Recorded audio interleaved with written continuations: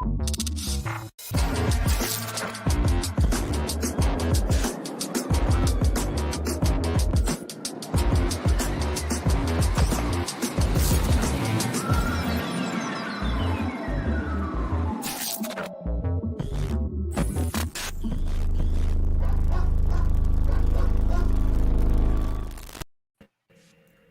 Travel Lodge, we are live.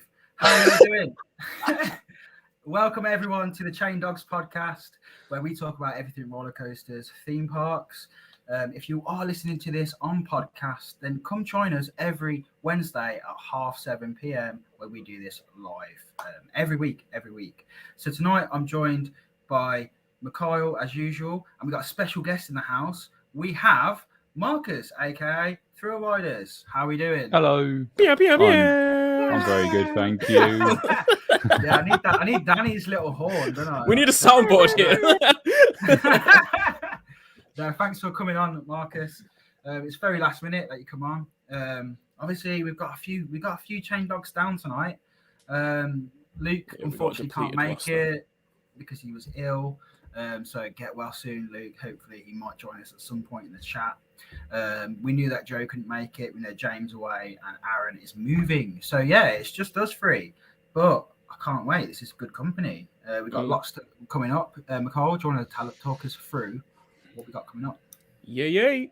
So we're gonna get into a recap of the Alton Towers Fireworks because you guys went, I didn't. So you guys can fill me in on how that went and everything. I saw all the footage; it looked great. Blackpool Pleasure Beach teasing something to do with Icon. We're gonna have a chat about what that could entail. So that could be interesting. Enso, whatever that might mean. Esso. Esso. Hope the petrol prices don't keep going up. Energylandia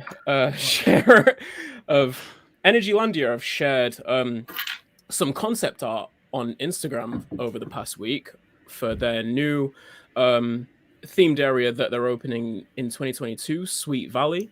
So we'll have a look at those. They shared a few actually. They weren't stingy with it. The blueprints for Guardians of the Galaxy Cosmic Rewind at Epcot got leaked on I think just some Walt Disney World blog site.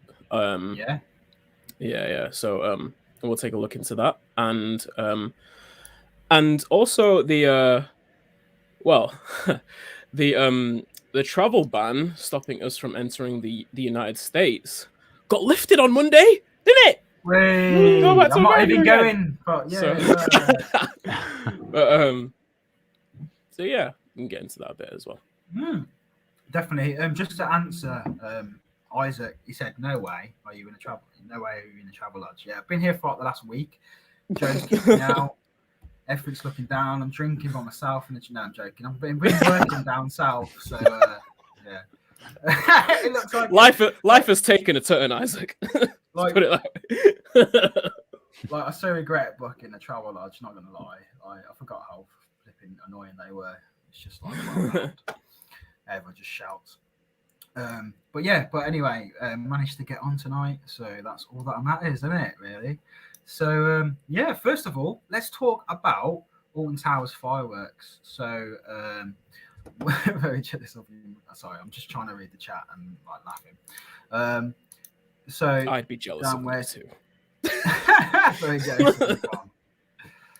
Thank you, James. Thanks for saying that, bro. We'll get you are missed.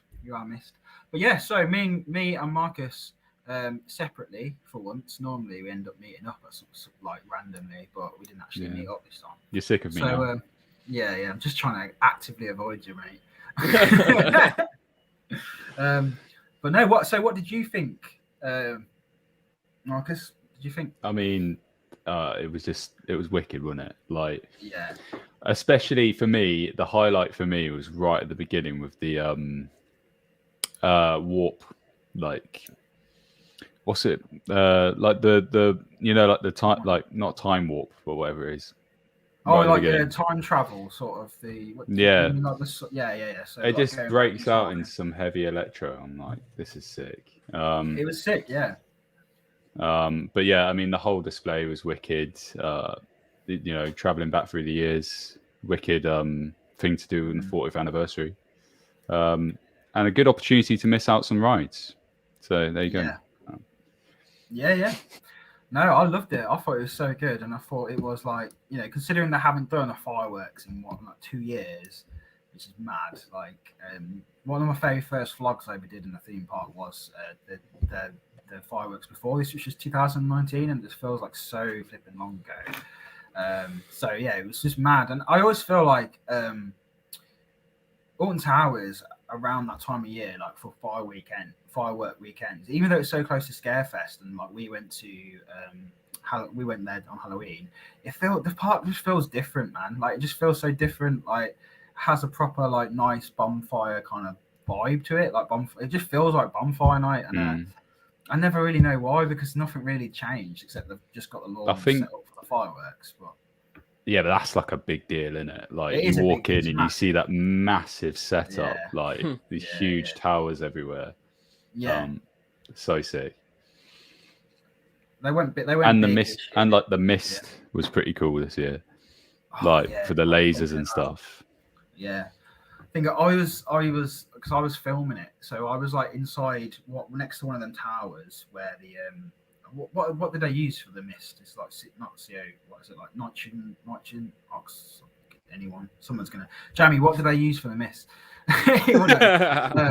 But they've got the big canisters full of it, like bigger than me. So I'm like right next to one, and then like this guy keeps coming from I'm guessing from like Jubilee Fireworks. You put it on, keeps coming next to me and like testing it, but it's just like going like that. It's like all over.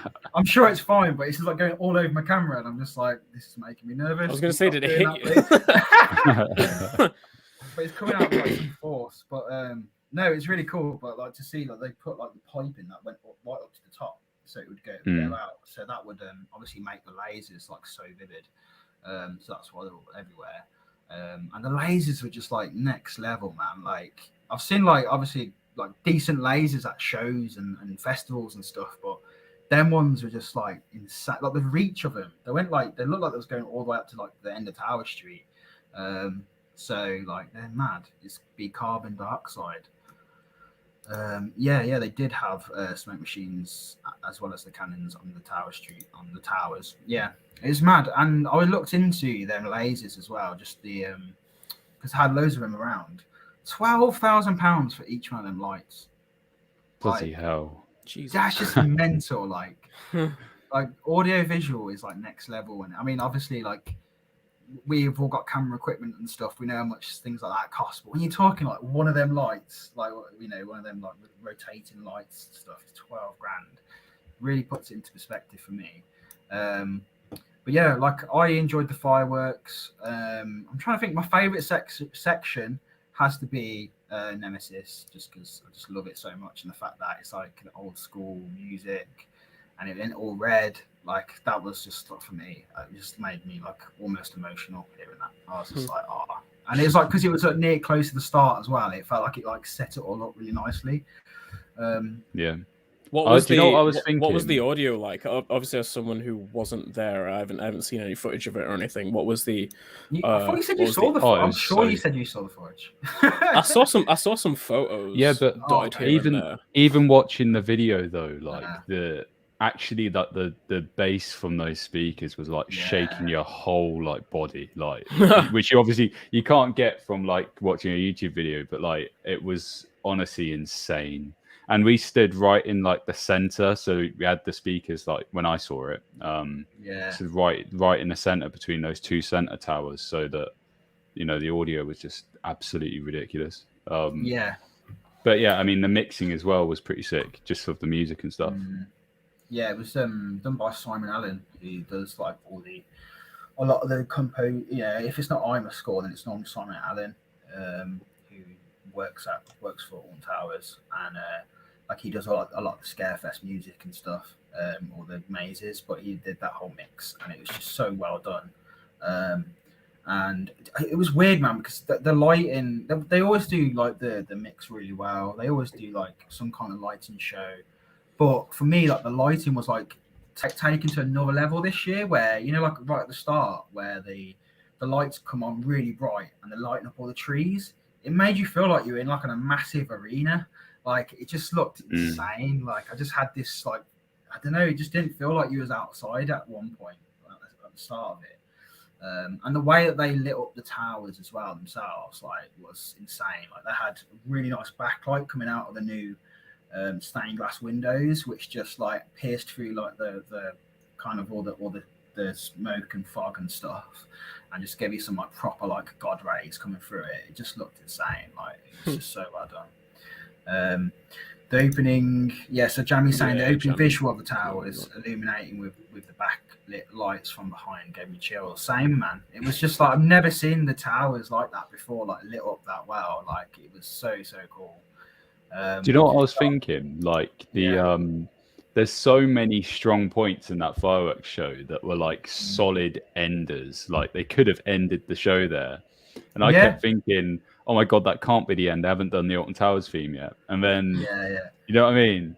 And then they obviously just burst in with it at the end and then just go nuts. Yeah, because that ending, I remember that the same end had the same ending for the 2019 one, and they normally have that like in there. So yeah, I was thinking the same one. Like it's got to end on like Hall of the Mountain King. It has to. Yeah, it's just like the most amount of flipping fireworks you could possibly fit in the sky. It's just so good. But yeah, so Isaac said bits Nemesis was techie. Bits said a lot of rides got basically ignored. Yeah, I mean the only one I was aware of in terms of like the big coasters, because they can't possibly do like all the rides. Like I'm sure you take all day, man. But like in terms of like the big coasters. Whole display would have to start at like 3 p.m. It would be nice one year if we did get like a fireworks show that I guess was just only based on like soundtracks to all the rides and stuff. But I think I said something like in my I said something similar to on Twitter where it was like you can't, when you view the way I view the fireworks each year is like a chapter. It's a different chapter. And 2019, like Galactica had such a long section alone. Like it had the longest section out of it, or everything. It was probably longer than the smallest section this year. So like it'd be nice if you could have all of them in, but I don't know. I do agree. It was a bit weird that Galactica specifically got missed. Like I've rewatched the footage I captured, and there's not even like a little like nod to it. Did it feel like and this is a question to Isaac as well. Did it feel like the absence of Galactica and whatever detracted from how just like how much you enjoyed the show, like holistically, and just how effective the other sections were together? Like, did the absence of other sections that you would have thought would have been in there, like, take away from how great the show was overall, how effective it was? I didn't even think about it until afterwards, like until people started saying, because like the way I framed it in my mind was like we're doing it's a time machine, so we're dipping in and out of the different years, so I didn't really think about it that much. I was like, okay, yeah, we're going back to see Oblivion and Nemesis. And then we go forward, and then a little bit more forward and then start going to other rides and stuff. So I didn't think all of them were in there anyway. But it wasn't until it wasn't until I looked at it afterwards and I saw that out of like the big coasters, that was the only one they missed off. So that does feel weird, but to me, like, to answer your question, no, it didn't feel like it detracted anything, because I just thought the show, like, you can't find. I maintain that you cannot find fireworks to that level anywhere in the UK, probably except for the London Eye fireworks. But then you get to London Eye fireworks, you're not going to have like Fun Enthusiast. You're not going to have like all these like They're sick awful. flipping. they're not that best. I've done that one a year. I'll never ever do it again. It's just chaos to try and get in out, isn't it? Yeah. Yeah. You have to get in there like hours. I could rant about that for like an entire day, so I won't rant about that. That was go off, have your moment. No, I'm usually happy with just watching that on BBC One, to be honest. Yeah, that's if at all. But I'd say like Towers was to that scale, like in terms of like probably even better, to be honest, because I don't think like that. Yeah, they did like the lasers were echoing as someone was playing back. By the way, I can hear a slight echo going on. Hello. Yeah. Yeah. So sorry. Yeah. So Techno Andrew said, did the Retro Squad feature?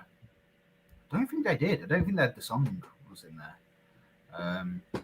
But this is the thing, man. Like everyone's really hung up on the fact that did this was in there? Is this in there? Was that in there? Like you have that there. It's like surely it really should just be about like, the overall show. Not from my perspective. I'm not saying this is the way it should be, but shouldn't it just be like this is a sick fireworks show?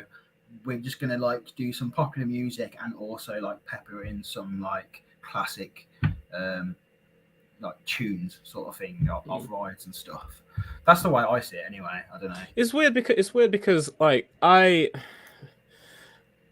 feel like if I was there watching it myself, like I don't think I would have realized that anything was missing. Like you said, you didn't realize anything was missing until after the fact, and you saw people talking about it, just like you, and you were like, "Oh yeah, that was missing." I think I would have been the same. I don't think I would have noticed that things were missing. But having said that, Galactica's soundtrack is my favorite at Towers. So yeah, like it's either that or Nemesis's original soundtrack. Either one of those, but like. Of the IMAscore ones, Galactic is my favorite. But so I don't know if I would have noticed that it wasn't there, like in the moment, and thought, oh, when's the Galactica soundtrack coming? But Oblivion soundtrack didn't play. It was the Oblivion section where it was just like the Rude Sandstorm, but with Don't Look Down. so yeah. It wasn't even like. It wasn't even like they were just playing soundtracks, and obviously Smiley's was like massively massively remixed as well, to the point where it's kind of hard to hear that it was like the Smiler at some bits, but you kind of noticing it to come on because of all the lighting and what was going on the towers with the screens and stuff. But like it was like proper bassy. It was sick though. It was really, really good section. Yeah. I enjoyed that. It was so good. Yes, so Digital Dan's in the chat. How you doing, Dan? Hope you're well, mate. What's good, dude? Joe said they did have an 80s section, so that could relate to Retro Squad. I'd say that was the whole 80s section was the fact that like it was like that's when the park was like first opened and stuff, wasn't it? Really, that's why they had like all the 80s music. That's what I said. So Dan's saying, I watched it on YouTube, I didn't see it in person, but it looked like a really good show that catered for both enthusiasts and general public. Really nice mix of both. Yeah, definitely. Like you have to think like when I was looking around in the crowd, like I was like, it was mainly just like families, kids. You know what I mean? I'm like, do they really want to go like to a fireworks show and just listen to like songs they've just been listening to in queues all day? Like, are they honestly that bothered about that? They want to have a bit of music they know as well, and I think they got like Dan said they got that like really nice. A lot of people were not happy that they were playing so much pop music. Well, let's call it pop music, which sounds so boomery, doesn't it? You're playing so much pop music. You kids and your pop music. You kids and your pop music. It's so funny. Yeah. No. Like I to be honest, like I've never been to the Towers Fireworks, and like I've never really felt inclined to. I used to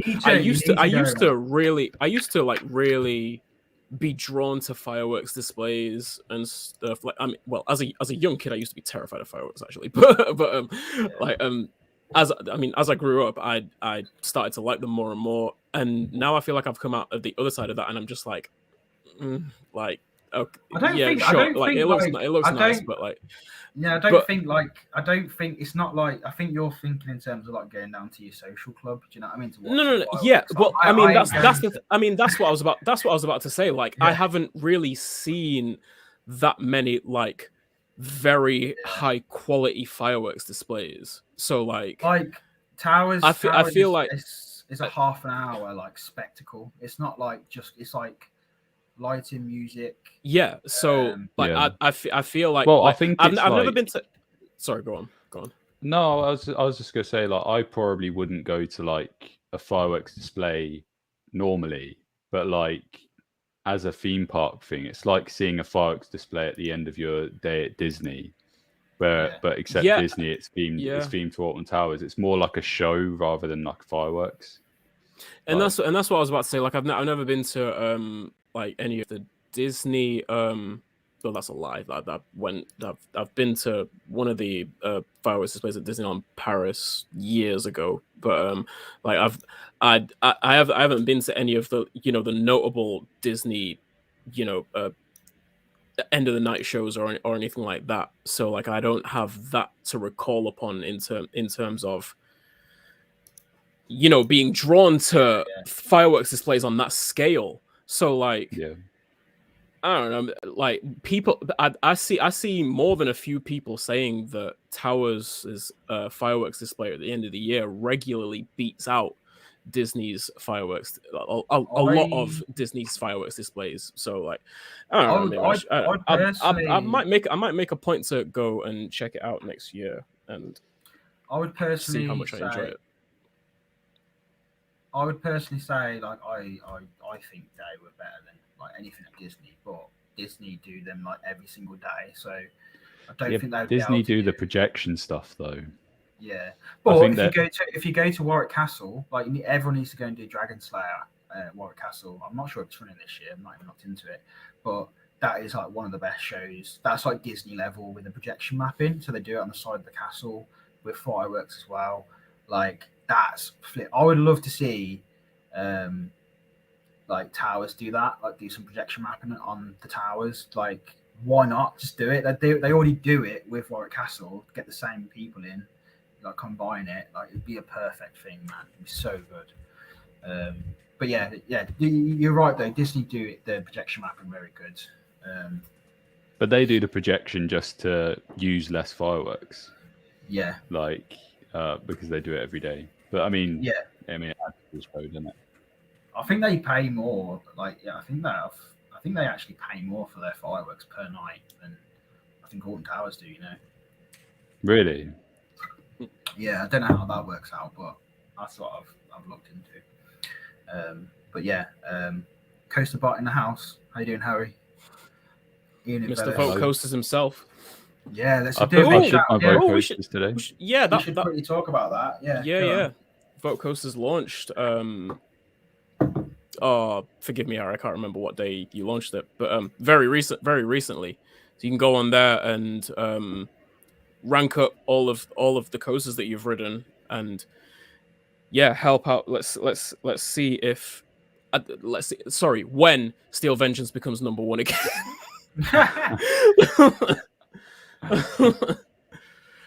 I spent too long on that, honestly. I dragged in all of the coasters that I'd ridden and then realized the massive job of reordering that list that I just dragged in.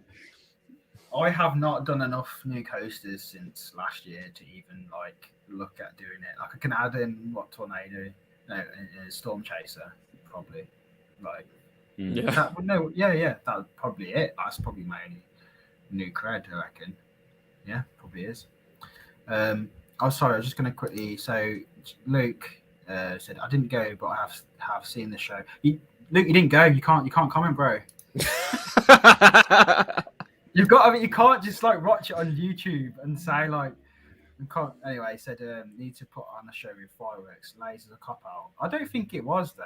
I don't know what you think, Marcus, but I don't think the lasers felt like too much. Like I think they. They added to the show. Like, yeah. The lasers were insane. the amount of fireworks, bro. Like honestly, like there were so many fireworks, like so many fireworks. I don't know how you get more fireworks there. Like it's a lot of fireworks. Like literally, like all I've seen. So admittedly, I've not watched any footage on YouTube or anything. But like the photos that I've seen, just the sky just filled with fireworks. And Mate, it was. I mean, look at that. That Wickerman shot I got, like that shows you, like yeah, like your Wickerman shot. I saw another one on Instagram. Someone like silhouetted Oblivion's lift hill with fireworks like in the background. That shit looked amazing. Like, yeah, I mean, like if there's one thing you can't say, like, is I wouldn't say in the slightest they have not added enough fireworks in. There were so many, so many, like. The most fireworks I've seen ever in one show. So yeah, but yeah. So what was you talking about? So Red Coasters. It was Liam J Greenwood on Instagram posted up a photo of just Oblivion, like the fireworks behind Oblivion's lift hill. I thought that's probably the best photo. How you can't get to that spot? Must be a ride up. It must have been either a ride up. I don't know the guy, or but host, either a ride host or just he just happened to be. I don't think watching it from. No, because like all the staff got like taken out of the areas because when we were like waiting, we'll have to talk to them at some point or try and get information. Better not be edited, because like the thing is, like when they locked off that whole area because they had like fireworks going off in like places around 13. By Smiler, like they had like fireworks everywhere, like around that section. So I just don't think someone would be able to, ride up would just be able to like be in there. Maybe I'm wrong. Maybe they were like behind into the backstage areas, like away from it or something. I don't know, but that's because I was basically trying to get these fireworks shots from different locations in the park with like. Things in the things that Alton Towers like looks like Alton Towers like with like Big Bob and like Tower Street and stuff rather than just filming fireworks because they could be anywhere. So but I would love to have got like Oblivion or like but I couldn't run that far. It was a great shot. I just wanted more of that type of stuff, but there's always next year, isn't there, man? Always next year. But anyway, so we've been half an hour I've been talking about that. So, let's just see what the comments are saying. So Coaster Bot is saying you can use your list from last year, Sean, load it in, add the new ones, and then job done. Mm-hmm. That's why maybe stop being so lazy. Maybe it might spice things. Yeah, stop being lazy, Sean. Maybe it might spice things up and reverse the list this year, just to like skew the numbers. Like it might shoot a bit. Imagine if everyone did that and then some wacky worm becomes number one. Yeah. Well, that's my list at the moment. It's all in the wrong order.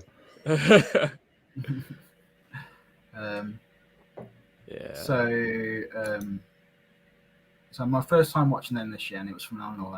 The look on my kid's face was something I'll never forget. Exactly, man. Like when you saw the kids, a lot of the kids around, like they were just like a lot of them. I'd never seen that type of fireworks show, and like you say, like even Emma saying, like it's the first time she'd seen them, and yeah, if you'd not seen a show like that before, that it's just jaw dropping, isn't it? So no disagree. See more in past shows, bro, mate. Like I don't know what you're talking about. Like, I've seen loads of shows at Alton Towers Fireworks. I wish you was on here, man, so I could just debate you. Actually, I think you've just had too much Cocodamol, mate. You're tripping out. Lay off the ibuprofen.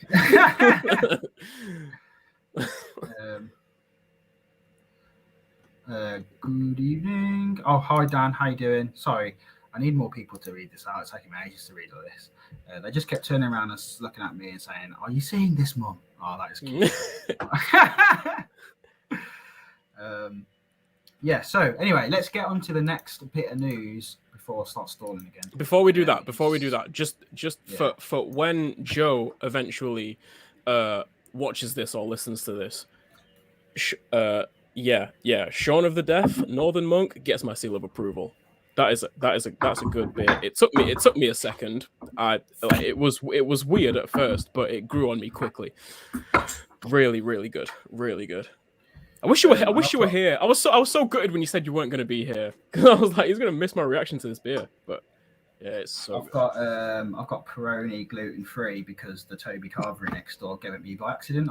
They just gave me 2 bottles. I asked for 2 Peroni because that's the only bottle of beer they had, and then it's gluten free. I'm like, what the hell? It doesn't taste too bad though. I've got water. As long as it. Oh yeah. Can I ask for the VTO plug, please, so I can fuck off? Go on to Luke's Twitter. You'll see something to do with VTO. No, I'm gonna do it properly. Don't worry, Luke. Don't worry.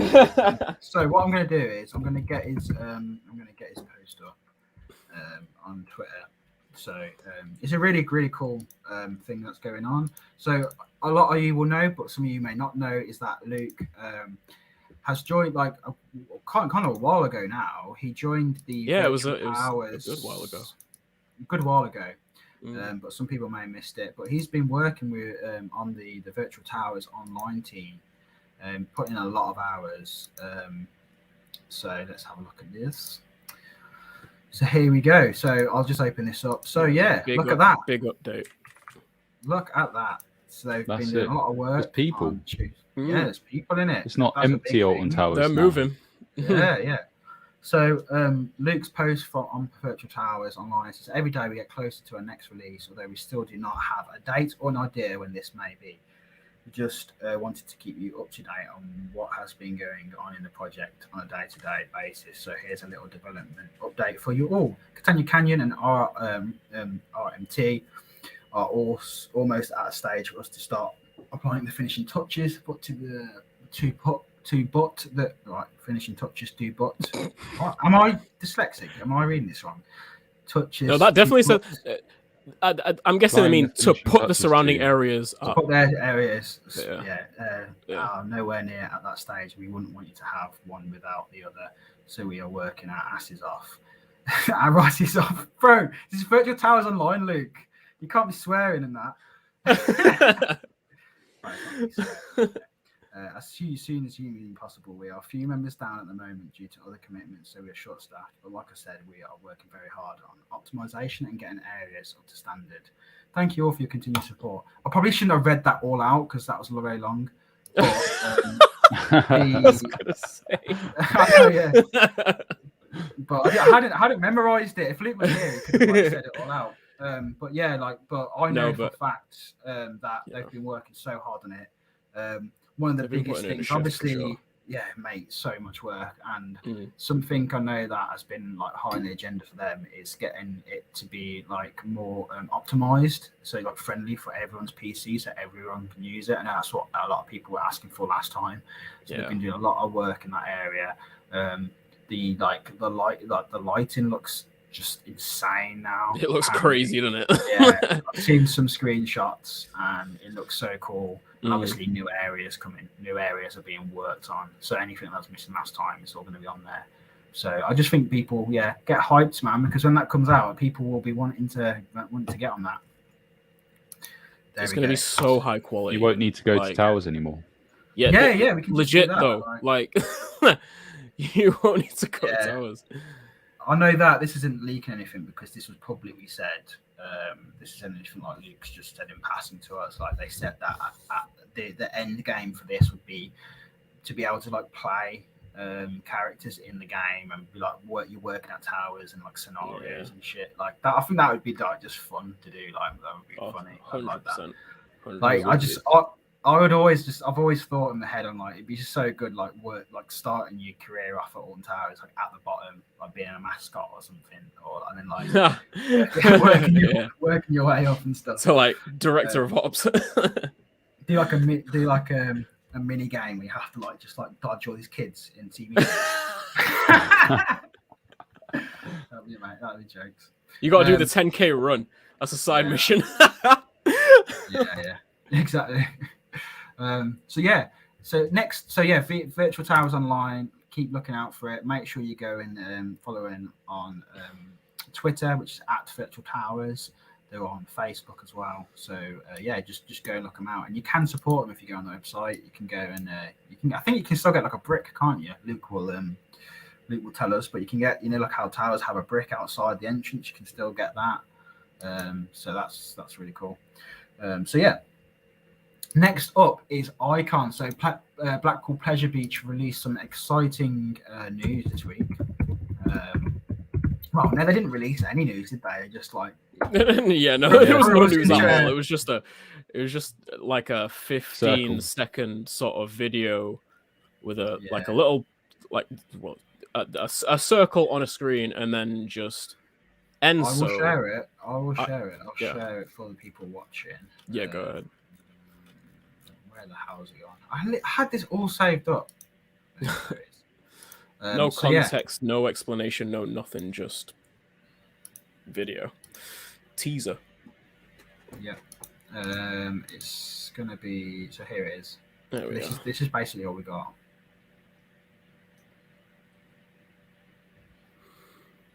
Wow. I'll say I liked the visual. Like... Video that's pretty much all I can take away from this. Like I have no idea what this will entail. But I think the first thing I thought, I when it first come up, I thought it was like a Christmas advert or something. It looked very Christmassy to me. But I don't know, like the red and stuff. I thought it was a bauble. So can you imagine if they're just releasing Christmas, like a new Christmas bauble set? The Enzo selection. But yeah, I think the main thing here is if it's just merch, if it's just new merch to buy. Oh mate, like a new Icon lolly called like Enzo. Yeah, but I mean, obviously, the first thing that everyone is going to is obviously them potentially putting on a Mac spinner on their last, because we know from last year, like Mac released a video showing that they could just replace one train on a Mac multi-launch. That took off. Yeah, that took off like nothing I've ever seen. Like I want to know who with Enso like potentially being a spinning back car maybe. Wow, it's the only thing it can. Well, it's like I'm gonna get into like my opinion of that, but just like I want to know who suggested that first, like because I don't think anyone suggested it first, because it's just so obvious. Like with Plopsaland like getting that, and they're like getting their one, and this is what basically, other than what on RMC what people are talking about, everyone wants like an extreme spinner. And okay, so can I say? Do you know why it's not so obvious to me? Why? Do you know why it's not so obvious to me? So like I know that Mark used the spinning cart and like the spinning seats on Bluefire as like to see what it's like, and people were riding it, and they said they full out said that we can do this. Yeah, they did, and they are doing it on Steel Taipan in Australia as well. So, perhaps it could be, but like, I'm like, I don't. Which one did they do first? Like out of the, they did two.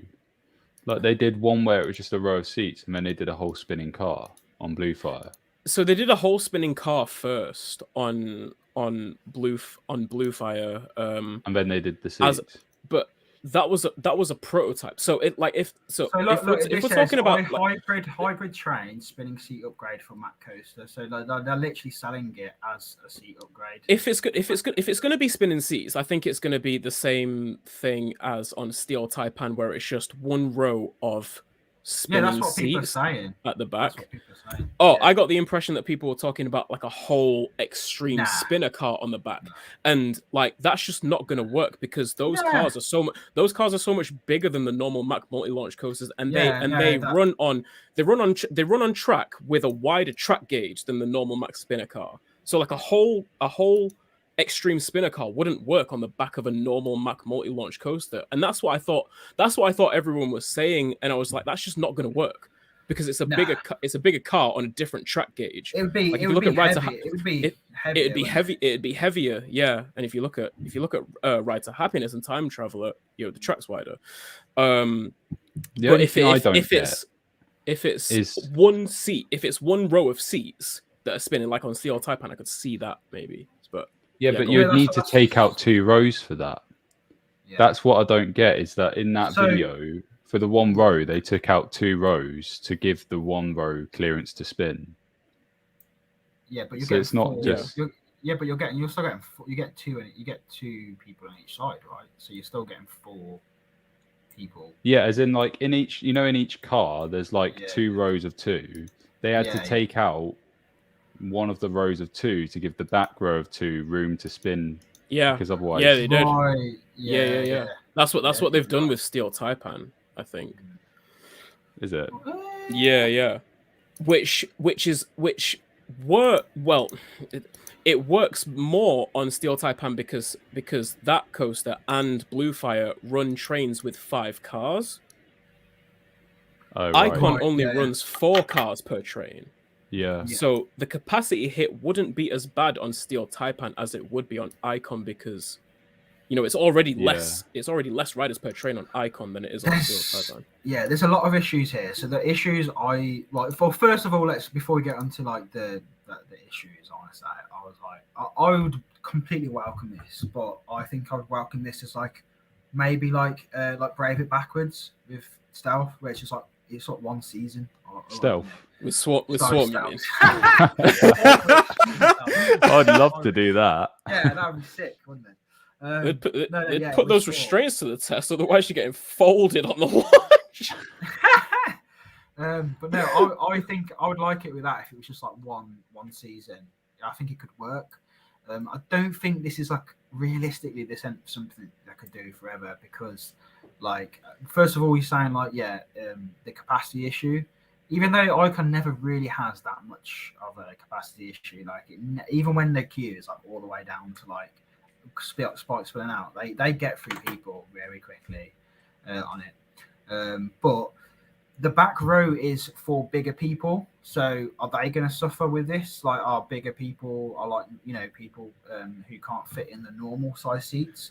And we have to remember, Icon it's not like a normal coaster. Like there's people I know who can get on every other coaster without question, but they try and get an Icon and they just can't fit and they have to go to the back. They'll just move that row forward, won't they? Do you think they will? I reckon they'll just put it on the 3rd car. But why would I just don't understand why they have that? There must be a reason it's right at the back though.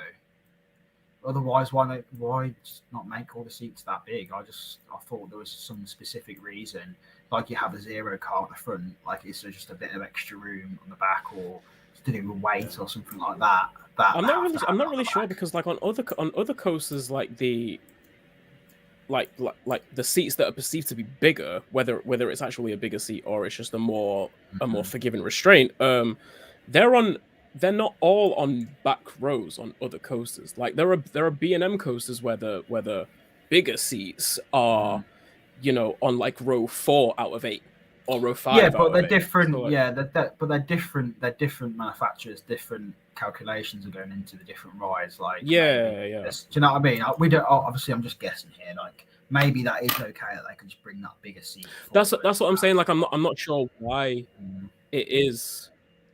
Like these seats are in the back row as opposed to anywhere else on the train, because if that is the standard, then why aren't other bigger seats in the back row of other coasters? But so I guess my other issue apart from that was like, where the hell is the queue going to go for this? Like, where are you going to go? Yeah, right, because. They struggle for space as it is. Speedy Pass and disabled. They can't be using that row. They can't be using that queue. Like where would they go? So the other option is they go down the exit. So they come from the exit, but then it's kind of like. Then it's not disabled. Then it's not disabled. It's not accessible for disabled people. and that's just going to cause chaos for people coming out. So they'd have to invest heavily in like making a new queue, and it's not easy because you'd have to, unless like when we did the Blackpool, the Blackpool weekender when we went into Icon's Garden, like they would somehow have to turn that bit into a queue. But like, what the hell? Like they would have to make new steps going up and everything in there. Like it's not. Yeah. That's not like that's just like an overnight thing they could do. That's not like the logistics behind that operation are way more complicated than they seem at first. Yeah, like if you think about it, like where would the queue go? Like there's literally no way they could queue it. Well, like what Matt said, unless it was a ticket, as in and you had an Enzo ticket. But no, that wouldn't work because Speedy Pass would be separate to the Enzo ticket. So suddenly everyone who's got Speedy Pass is Speedy Pass, but like they go there on like the opening day or maybe like the first month or whatever, and the Speedy Pass tickets everyone wants to ride Enzo is all like it's just insane. Literally, it would just overload the pass. It would just overload the Speedy Pass line. It's almost a new cred, and the new cred has one like 4 seats. Do you know what I mean? Like it's gonna be an insane queue, like which I'm not bothered about. I'll wait in it, but you can't use the Speedy Pass for that. It's not gonna happen. Yeah, it'll be interesting to see what they do. It wouldn't be fair for the people who are paying Speedy Pass who don't want to do the Enzo thing because they don't like spinny rides or something. That wouldn't work. Just a more expensive Speedy Pass. But where would the queue go? It doesn't solve the problem because, like I say, like not everyone who has Speedy Pass wants to do Enzo. Like they just want to get straight on the ride, but now they're gonna have to wait an hour. Literally, that space is so cramped as it is. Like, I don't know. I don't think it's good. I don't think that's ideal, but it's probably the most likely with regards to because they're not going to put that infrastructure in. But I just don't because, like, say if you paid for Speedy Pass, the normal queue will end up being longer than Speedy Pass, and you don't even want to go on Enzo. So I just don't know how that would logistically work. Because like you think about when that opens every Saturday from when it opens, that queue. Like look at like Nemesis is such a big throughput, but if you want to go on front row, which is 4 seats, you're waiting like half an hour longer to get on that 4 seats, and then that's Nemesis on like a not that busy day either. Whereas you can just jump straight on and be done with it. So you're going to have that situation, which is okay if it's just for Enzo, but if you've paid Fast Pass, like nah. Like, is Speedy Pass? I've never done it. Is Speedy Pass at Pleasure Beach time slots? Or do you just get a thing and you can just go rock up and just? It used to be Speedy Pass. It used to be like a buzzer in your pocket, but I think they've upgraded it. It used to be like like we get at like a Toby Carvery where it buzzes you. Yeah. It used to be like something like that, but now I think they've changed it. Thinking about Toby Carvery, yeah. Yeah. You can see it's gone to your head. So Matt's saying, Matt says, as in, to buy a ticket to ride Enzo, you'll need a Speedy Pass. Oh, hey, Matt. I didn't even realize he was in the chat. I think Matt said in the chat. Yeah. Anyway, Did I? Yeah, I'm pretty sure. No, I didn't realize it was okay. the person I was thinking about. Okay. So Matt's saying that in order to ride Enzo, you'll need to buy a Speedy Pass and an extra ticket for Enzo. There you go. Pleasure Beach Experience have just said. Hello, Pleasure Beach Experience. Yeah. By the way. Speedy Pass VIP cuts the queues by 90%. Normal Speedy Pass is basically a virtual queuing system. Okay. So Scott, I'm guessing that's Scott. What do you think about what Matt is saying? Where Matt thinks what they'll do to get across the queuing system for Enzo. Say if Enzo is like this the max spinner on the last row. Do you think it will be you buy a Speedy Pass plus an Enzo ticket, so you have to go in the Speedy Pass queue? But I don't think that will. I don't think that will work. Such anyway. a hassle.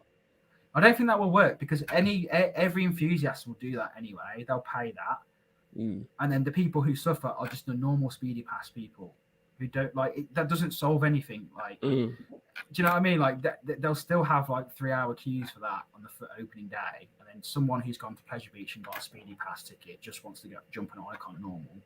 Like, it doesn't solve anything. I don't think. And what's that going to do to know what I mean, throughput? Matt? What's that going to do to throughput as well? Yeah, it's going to be bad. That's that's what he's saying. So it cuts up to Pass cuts up to 90% advertised queue time, but not if Icon is full of people with Enzo tickets. There's going to be a longer queue than a normal queue. So do we need to take a look at how Europa Park did to get guests on? Well, not really, because they probably have they don't have the weird station that Icon has, where it's literally like in the middle, like it's like down in a pit. It's like down in a pit. Icon is it's like down in a pit with like things going to it. Like there's loads of paths having to be made. You'd have to make like a whole new path system, and the station's small. So I don't think whatever the station's small as it is. The area that the station sits in and all of its queue lines are just small and essentially landlocked as it is. You're having to retrofit all of that for then another queue line for this idealistic proverbial back row. Like those are things that Europa Park didn't have to deal with, because one, that back row was a prototype, so like they were likely just getting people. The people who rode that were likely just coming in either through the exit or through the normal queue line anyway. But even if they did, I doubt that Europa Park has to deal with the same, spatial issues as Blackpool would have to, like you said. This is a weird thought. I've just been thinking, but like, what if Enzo was ticketed for times, but you went through the exit, and instead of queuing down in the exit pathway, they would potentially hold you until your time up in the photo booth at the top of the stairs, and then go down from there. But other than that, it's just not even possible to fit in. So putting that all aside, but it's too tight anyway to go both ways. So realistically, probably what Matt is saying is probably the way it probably will go, because I just can't see people queuing. I can't see people queuing for the exit and stuff, and it's like you say, it doesn't make it disabled friendly then. So say that does happen, how will everyone feel about that? I don't think people will be happy with it. But saying this, people do say stuff. People were saying the same sort of stuff about, when they've reintroduced the whole scanning your tickets on your phone. Like, people were saying that's gonna really disrupt throughput. Same with the belts and Icon, and it actually didn't really make any difference that I've noticed. So I don't know. I get a closer sort of comparison would be to Steel Taipan that are using that back spinning row, like they're already doing what we're perceiving Blackpool to potentially be doing with Icon. So a closer I suppose comparison just to see how it's already being done would be to look at Steel Taipan, but at the same time, it's already been integrated into the ride experience, the load experience, the queue experience, the upcharge experience. Like however it's being packaged is already being incorporated into the initial experience of that ride over in Australia. We're talking about them retrofitting all of this into what already exists in Icon's experience, aren't we? So it's difficult, especially since there's no confirmation of of whether or not they're actually doing this. I think they're doing it. What was your other idea? Because I can't see anything other than what it's saying Icon with a twist. Like, what else can that be? I didn't have another idea. I wasn't entirely. Yeah. Imagine ultimate VR experience. They're just competing with what Valley, aren't they? But it's it's VR, but instead of being like, you like what? It's VR, but instead of being actual VR headsets, it's just like, you know, them flipping things you used to have as a kid where you look through the goggles and it just has little patterns on it. Like, it's just like kaleidoscopes. Kaleidoscope glasses. And just spin around. Could you imagine? Oh my god. That's hilarious. So Harry's saying the belts and icon definitely made a difference. In what way? Like, as in wave time? I didn't think they did. That makes no difference to me. I didn't think they made much of a difference. Well, to be fair, I didn't ride it without lap bars. So like this year was the first. You didn't ride it without lap bars. So you let. Nah, this was the first year I rode it, wasn't it? Without lap bars. That's what you said. Oh, without seat belts. Sorry. Yeah, I rode it without a restraint, bro. I was like, bro, crazy. just like, it's crazy. Bring it. Yeah. So I'm drunk. Leave me alone. Sorry, bro. That's a strong beer. You got there. I mean, it's an 11% beer, brother. Okay, so everything aside, right? Like, what do we think about the ride experience? Will this even will Icon's layout even make this like make sense? Having like a spinning back car. You to be fair, you're the only one who can answer this, McCall, because you've experienced time traveler. Actually, I'm presuming Marcus hasn't. Have you done time traveler? No, I haven't. No. I mean, like, so time traveler's spinning is dampened by magnets, so like it doesn't really spin that much anyway. Yeah. And then like Mach trains in general, whether it be Mach multi-launch, Mach extreme spinner, Mach normal family spinner, they're all so heavy that the spinning cars don't spin as much as, say, like a Maura car spinner anyway. So like Storm Chasers trains, they spin a little bit more than time traveler, but not that much more. So like it, I kind of feel like, especially with the nature of Icon's second half, the spinning would have to, like, I feel like the spinning is more likely to be, like, Blackpool are more likely to control the spinning to some degree. Whether or not they dampen it as much as something like Time Traveler, I don't know. Or if they just let it free spin like Ride to Happiness, then that's a possibility as well. Yeah. But yeah, like, I don't know, because like I'm not someone who instantly sees spinning coaster and I'm like I find spinning coasters fun, but like I don't my eyes don't instantly light up at spinning coasters. So like it'd be fun to do, but like I don't feel any more draw to that more so than the normal Icon experience. Me personally. Some people might. Yeah. Some like a lot of people might. I definitely will. I love spinning coasters, like Morrison, or like, you know, the like Max junior spinners. Like I just love them. I just think they're so fun. Like I really like them. So I think it's better. You add spin to it, makes it better. I'd second that. Like I get the whole, like, it, you know, it randomizes the experience. It, like, you're not taking elements the same every time you ride it. You're taking them differently every time you ride it, because obviously spinning.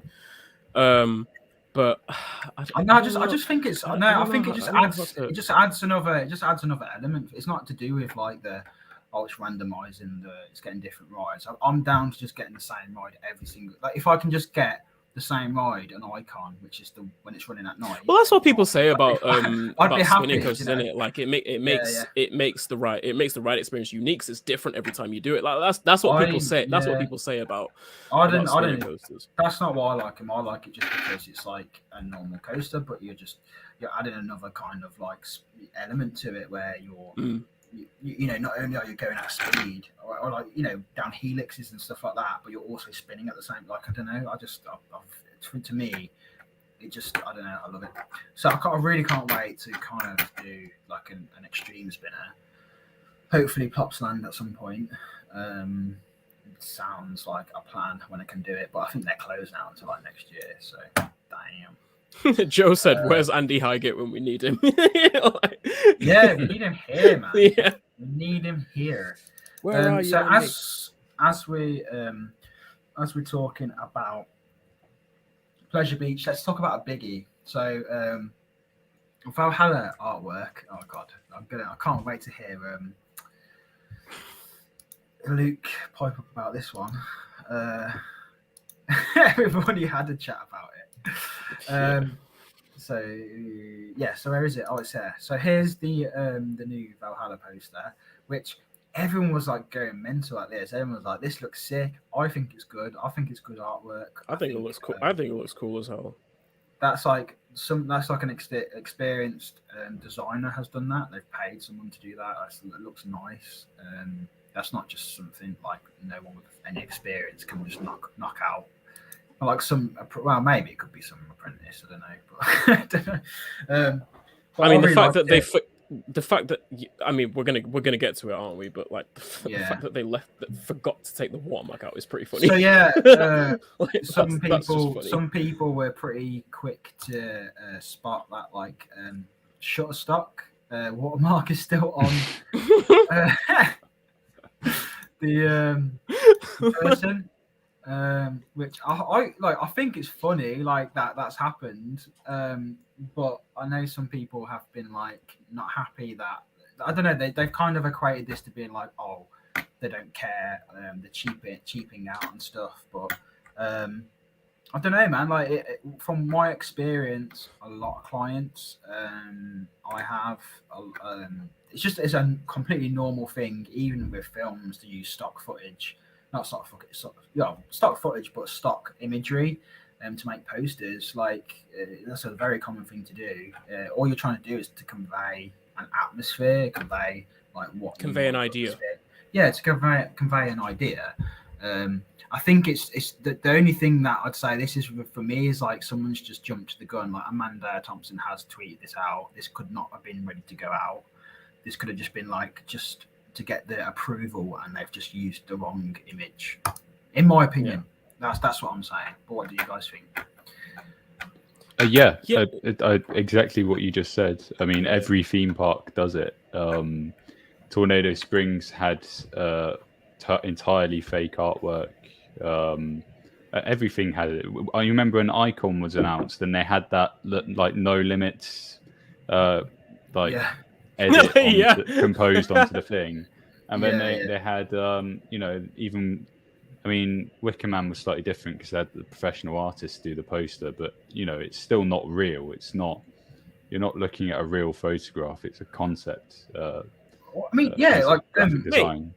Alton Towers Zadra uses wooden track for their artwork. Zadra's not a wooden coaster. I think Alton Towers doesn't Alton Towers use like what is it for? They use like I can't remember what track it is now, but it's for like Galactica. I think they use like they use the Vekoma track. Yeah, Vekoma track. Yeah, I've seen Vekoma suspended track. They always do it. Yeah. And I remember someone because it's seen as a more like roller coastery track. From the general public's perception, that looks like a roller coaster track sort of thing. And it's things like that where it doesn't make sense to enthusiasts. And I'm not saying like this excuses like kind of that sloppy, like not taking that off. That's just I just think that's someone's jumped to the gun, used the wrong image. Like this. I know that when you doing graphic design using stuff, I'm not going to buy the images straight away. I'll see how I'll get the preview version of the image, cut it out. And the one thing you can see is that they've not got it on her and they've not got it on this thing up here. So I don't necessarily think they've stole the images and just not paid for it. They've just forgot to take also like we've said this before. We've said this like earlier about it just being an early iteration of the ideation that's going behind what they want to do for the revamp and everything. Notice on the poster, there's no date. There's no mention of the year. There's no mention of 2022. Like if they wanted this to be the actual like marketable or just piece of marketing that they wanted to push for the entire marketing campaign, they would have put like opening 2022 or something like that, mentioning the fact that it's opening in 2022 on there. All you see is Brave the Adventure, Blackpool Pleasure Beach. There's no mention of when it'll open and stuff. So that tells me that like there's number one, there's going to be more coming later that may or may not but probably will be more accurate to what the attraction is going to look like visually. But at the same time, and number two, this is just like we said, it's just ideation for like the kind of things you want you to expect. It's not necessarily gonna be accurate to what the actual ride is gonna be like. Yes, it's funny that they forgot to take out the watermark, but but like at the same time, and with the Viking image at the top as well, it being highlighted that's taken from Shutterstock too. Like it's just to put an idea in your head and to sort of just gauge the interest a little bit leading up to when we get closer to the eventual opening. Then they're gonna really ramp up the marking and really make it look good. It's just this is just my perspective.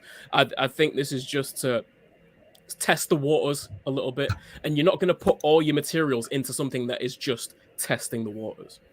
You know what I mean? So I would agree with everything you're saying. That I don't obviously I don't think it's that deep, as what a lot of people think. So Luke is saying it's not an early thing, Mikhail. It's not an early thing, Mikhail. It's 2022. You stop doing that when I'm drinking. It opens, laugh my ass off, and it's not an idea because it is if they got a bunch of Shutterstock PNGs as physical elements. I don't think like I don't know, man. I don't really know what else to say about that. Like it's not like I don't know, like Big Bob was completely computer generated in like the like the flames are not as big on Big Bob as what they are. Like when on the all the artwork, there's loads of things that are not true. You look at all the Smiler artwork, there's loads of things on that isn't even on the Marmalizer. Like there's so much stuff like early poster work that rides get released and they just don't work. So it's one of them really. Things get refined closer to the time. Closer to the time of being released to the public. I don't think it's. And like I'm not saying like necessarily like you shouldn't feel that way. People shouldn't feel that way. I'm just saying I wouldn't make this thing make you feel like the ride's gonna be bad now. Like it's just not. It's just like they're just in the office. Like, and this is not a bad poster just because it's been used like just stock assets. They've individually put everything together. Like they've individually put in the models in there. It's not just like one stock image they've brought. It's like they've put everything in there. They've put the smoke. They've put all the water in there. Like it's not that like it's not that bad. I don't think. I think to me that looks good. And at the end of the day, when you get down to it, like Valhalla is, what is it summed up in a picture? It's that. Like, what do you want me to do? They still got. Basically, it's still months and months away from opening. Like, do you want them to go in there and like start setting up like shots in the water with all the theming and stuff? Like, when do you want them to start releasing content out? Because they're not going to be ready to start doing this sort of stuff yet. Like,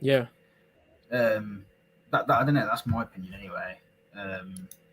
It'd be nice if obviously Luke's ill, but it would have been good to have like a bit of balance. Like it just sounds like we're just going against Luke, but we're not. We're just trying to. That's just my opinion. I think let me just check on Marcus. I think he said his laptop died. Oof. So he's gone AWOL. He'll be back. He'll be back though. He'll be back. But let's go for this. This is a reimagining. It's not new. I don't know what that means though, bro. this is why you need to be here. No one's saying it's Because new, bro. We know it's but a reimagine. Don't say I don't hate the word reimagining because that is a Disney that's a Disney thing, isn't it? But they are officially using reimagining. Marcus is MIA. I'm very excited for first ride of Valhalla. There we go. I mean, yeah.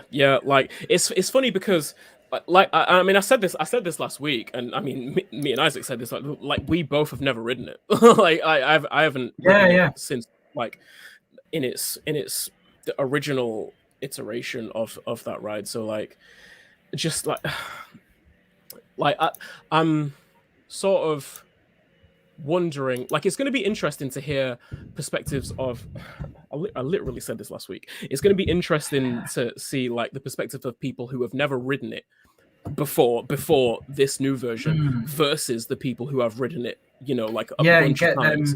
But at the same time, and just getting like the contrasting opinions and stuff. But at the same time, I'm also kind of just like, please, like whatever this new version ends up being, a part of me is like, please don't let the nostalgia and memories of what it used to be cloud your judgment of what it is now. I know that's hard to do because it is hard to do, especially if the current version clearly isn't as effective. And I'm not just talking about Valhalla. I'm talking about in general with ride revamps in general. Yeah, that's hard to do, especially when the current one isn't as effective as what the other one used to be. That's a lot of people's complaints about Walking Dead versus X and X No Way Out. But I just like, if it is not even if it is like really a high quality ride, but just like enjoy what it's become, and enjoy how effective it is, like in the present, and like just appreciate what is there as opposed to comparing it to what it was in the past. I guess like Mikhail's final thought. It's not his final thought because we've still got some way to go. But no, I agree with that. I think it's going to be difficult for me not comparing it, because I think we touched on it last week again. Is that it is such an important part of it holds such a position in ride attractions in the UK. It's literally. I mean, for a lot of people, they're the same. Like, it's the first kind of attraction to that magnitude. I mean, even if you've done it in the last probably like even in the last 10 years, it's not been what it should be.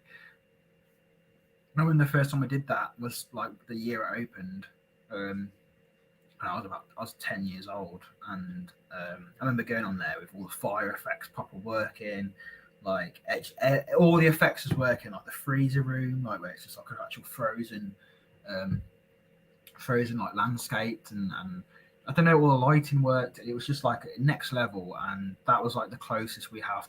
It was the same level as a Disney ride when it was all properly working and stuff. It was literally like probably better than a lot of things that were at Disney at the time. That was the first time I remember being just like infatuated with like a ride and wanting to know how it works, and wanting to keep going and experiencing the ride again and again, and just like when you're that age as well, you just draw shit all the time as well, don't you? Just always drawing shit to do about Hello and things like that. So it's going to be difficult for me not to compare it, but I'm going to try and go in with like an open mind. And like I'm just excited to see kind of like what happens. But yeah, we will see. Anyway, we are back with Marcus. Here he is. There he is. Hello. He's back from the dead. We revived him. Hi, Jesus. So Marcus, we're just wrapping up on Valhalla. So you've done Valhalla before, haven't you? Yeah. Yeah. So when did you first do it? Do you remember? Or was it recently, or was it like earlier on? I first did it in like I think it was like 2011. Yeah. So I don't know what that leaves it in with regards to good or bad state, or like I generally don't know because that was my first time going to Blackpool, but I remember it being like mind blowing. Yeah. And now yeah. Yeah, I mean, whatever they do to it, it will be an improvement, I'm sure. Yeah, because that's what me and Makar were just saying, was the fact that when I first did it, it was the year it opened, and I was 10 when it opened, and I remember going there and it just blowing my mind, and especially like when it was brand new, because it was like everything was in perfect working order, and yeah, so me and Makar were just saying how like it's going to be, for me, it's going to be difficult because I'm not going to not be able to compare it to like what it was before, whereas Mikhail has the kind of, you know, he has that, he has the ability to go in there with an open mind because he's never ridden it, so he can go in there and go and compare it on his own kind of scale, or not have anything, any kind of nostalgia attached to the ride, I guess. So, well, I mean, I don't think it's going to be anything like, I don't think they're going to totally flip it and do something totally different with it. I don't know if they've even announced what they're doing with it, but I didn't imagine it was going to be like something like crazy and like totally redone. I was just sort of imagining that they would bring modern life back to the same ride and the same scenes. Yeah, that's what I'm hoping for. But the more I keep seeing like the more I keep seeing the park talk about it, they're like releasing little bits of information for the last year. It's seeming like it is going to be pretty different. I would just be happy if it was just the same as it was, just with like more up-to-date effects. I would have been happy with that. Do you know what I mean? But the fact that they're like redoing the entire score, there definitely is being some modification to the track layout. That's been confirmed. But fire is still going to be involved in there, which is really, really good. But yeah, but, like, there needs to be. At the end of the day, it's still Valhalla, isn't it? Like, it's the same name. It's going to be the same story. So it's not going to be like, they're not going to, I don't think they're aiming to make anything worse either. So yeah, but I don't think anyone tries to make anything worse. Yeah, it happens. Yeah, that's true. That's true. That's the problem. I think that's just the issue. I've got faith in them. I think it'll be good. I just don't want them to change it too drastically. That's my only thing. Like, I don't want them to. I don't think there's any need to change it that drastically. I just think it just needs updating. But the fact, as long as it's not all screens, that is my big issue. You know, that is my big issue, is that it's going to be screens and stuff. Do you really think like there's a possibility of that? Yeah, I do. Touch on it. Get into it. What do you like? What's your big fear? I feel like what makes you think that they would go that there's a possibility that they could go down that route? I feel like they have this ties with the Mac family, right? And Mac, the Mac family recently did this like new dark ride called Snorri. Snorri. They got that mascot of the Europa, yeah.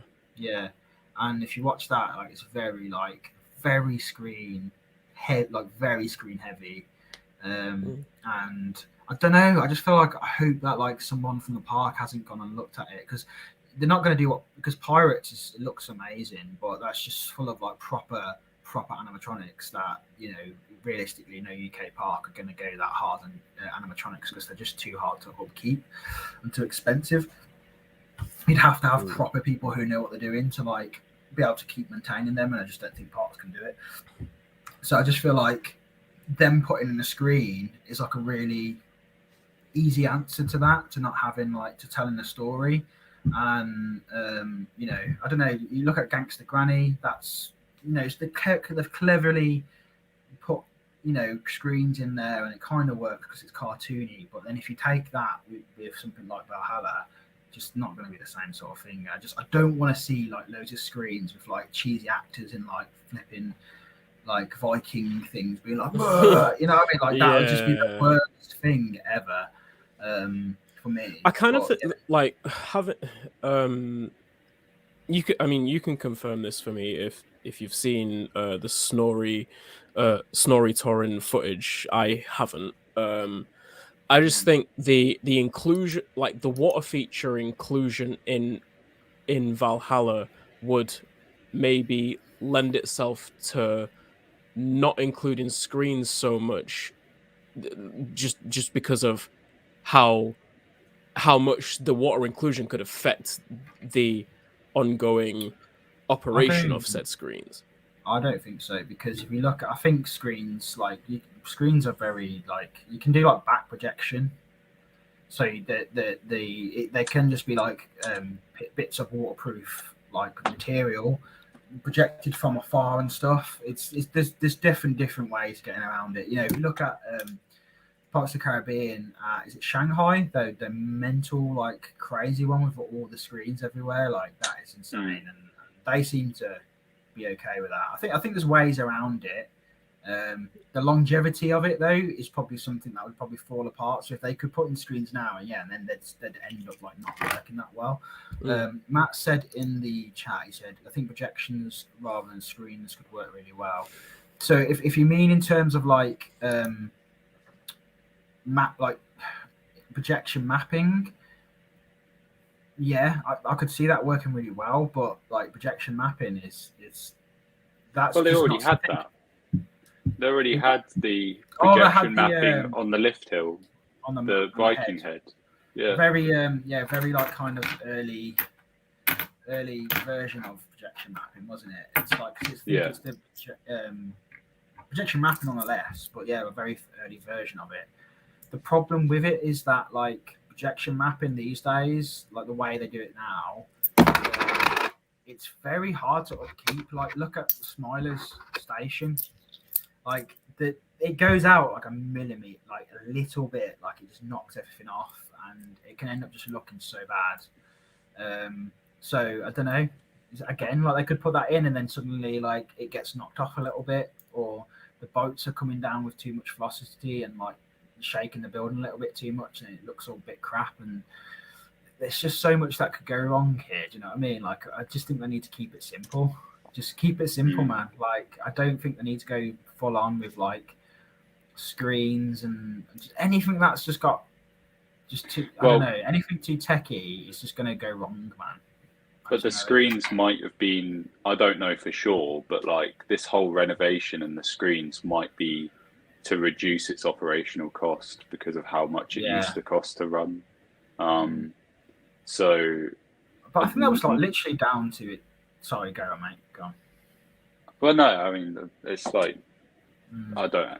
It was down to like the water, wasn't it, or something along those lines? Or I think it was down to like the water system, but mainly I think the fire effects and stuff. Apparently, I think it was the water system was like one of the biggest costs, like you say. But the new system in there, surely that will bring that down. But you know what, man? Like we need to stop talking about Valhalla every single podcast, man. I don't know how we get well deep into a conversation about Valhalla, and I'm like, we just need to call this like Valhalla cast, man, because. and at the end of every conversation, it's just well, we'll see what happens. We'll see what happens again. Like, why do you get into this topic all the time? We get so deep into the intricacies. all I wanted to do was like meme on the flipping poster, and now we're like, man, what is going on?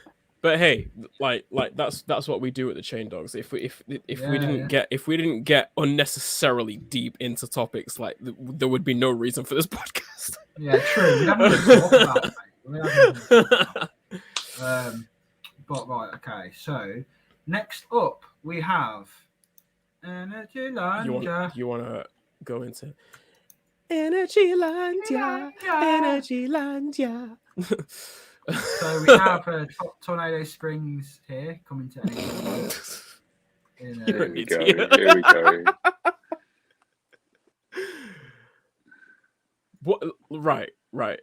What about you've picked the one image that resembles Tornado Springs. The rest of it, like this image, I hear what you're saying. First of all, let's introduce the topic. So Energylandia have just shared a bunch of concept art from their new themed area that they're opening next year, Sweet Valley. They've shared a bunch of concept art over the past week, from what alluding to what that area is going to look like, and it is Eurovision doing the master planning again. So this is all their work. There's multiple posts on their Instagram page showing different parts of the area and like overviews of how the whole entire area is going to look and stuff. And yeah, Sean seems to think that it looks a little too much like Tornado Springs, and so far he's only listed one image that kind of looks a little bit like Tornado Springs in the architecture of the building. He's not pointed out where else in the area it looks like Tornado Springs. So that's about it. That's it about Energylandia. We've got Tornado Springs coming. That's the whole land right there. Yeah, so like, oh yeah, Luke said that ain't Shutterstock. Luke's like, this isn't a real image. How dare they? Where'd you get this from? Energylandia. But yeah, let's have a look through. So we have some nice concept art. It is nice concept art. I think it's nice. Yeah, it shows the kind of style. The thing is, right, I know we gave Abyssus like that area. What's the Abyssus area called? Just Abyssus area, or is it Aqualantis? Yeah. And I still stand by it. I know I haven't been to it yet, but you see how like this concept image, it's like everything's a bit like missized. You know, like misshaped, like everything's a little bit wonky and things like that. In this image, like that's what makes a land come to life, is when everything's like not perfect. Whereas I feel like with places like Aqualantis, it just looked too perfect. You know, it was very blocky and square. That was that. So I'm hoping when they do this new land, they make it more like this concept art where it's all just very like fantasy-esque. But you can't really see that very well, can you? Yeah. So when I was at Energylandia in October, I actually we were able to see some of the buildings had been not finished, but like you could see what they were going to look like. And like if you go onto a couple of these images, or like when I go into a couple of these images, like I can see from memory like what buildings were where. Like a couple of these images, like the buildings in a couple of these images, they're already close to finishing, and it does like they do look a bit like cartoony in a sense, like a bit about misshapen a little bit, and like I do hear what you're saying. I think that has to do with again, and I touched on this when I gave my recap of my Energylandia trip and like compared Aqualantis to Smoxygrod, the Dragon Zone where Zadra is. And like because the pathways in Aqualantis are so wide, and there's much more space in Aqualantis, it makes it a little bit easier to focus on specific buildings individually, because they're not as on top of you as they are in Smoxygrod. So like you can pick out individual things a little bit easier, and you can see how like what's the word I'm looking for? Like hindrances in design and like sort of cheaper looking areas in design. you can sort of pick them out a little bit easier in Aqualantis. Yeah. So with sorry, this- just before you carry on, I was just going to say, Yeah, does go on. anyone else in the chat agree that this looks like straight out of Rollercoaster Tycoon 2, like the fencing and everything? Like, that looks so nostalgic to me. But yeah, carry on, mate. So yeah, what I was going to say, like a few of the pathways in these areas, I'm looking on my other screen, but like a couple of these areas, the pathways look a bit narrower. So like it looks like that when you're in there, the buildings will be closer to you, and like it looks like there may be sort of more potential for, you know, going down the alleyways where it's like little nooks and crannies in an area where it's like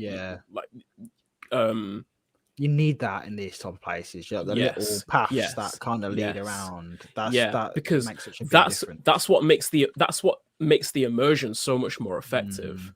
Yeah, like sure, you want the main pathway going through the area. You want that to be able to hold a lot of people for operations purposes.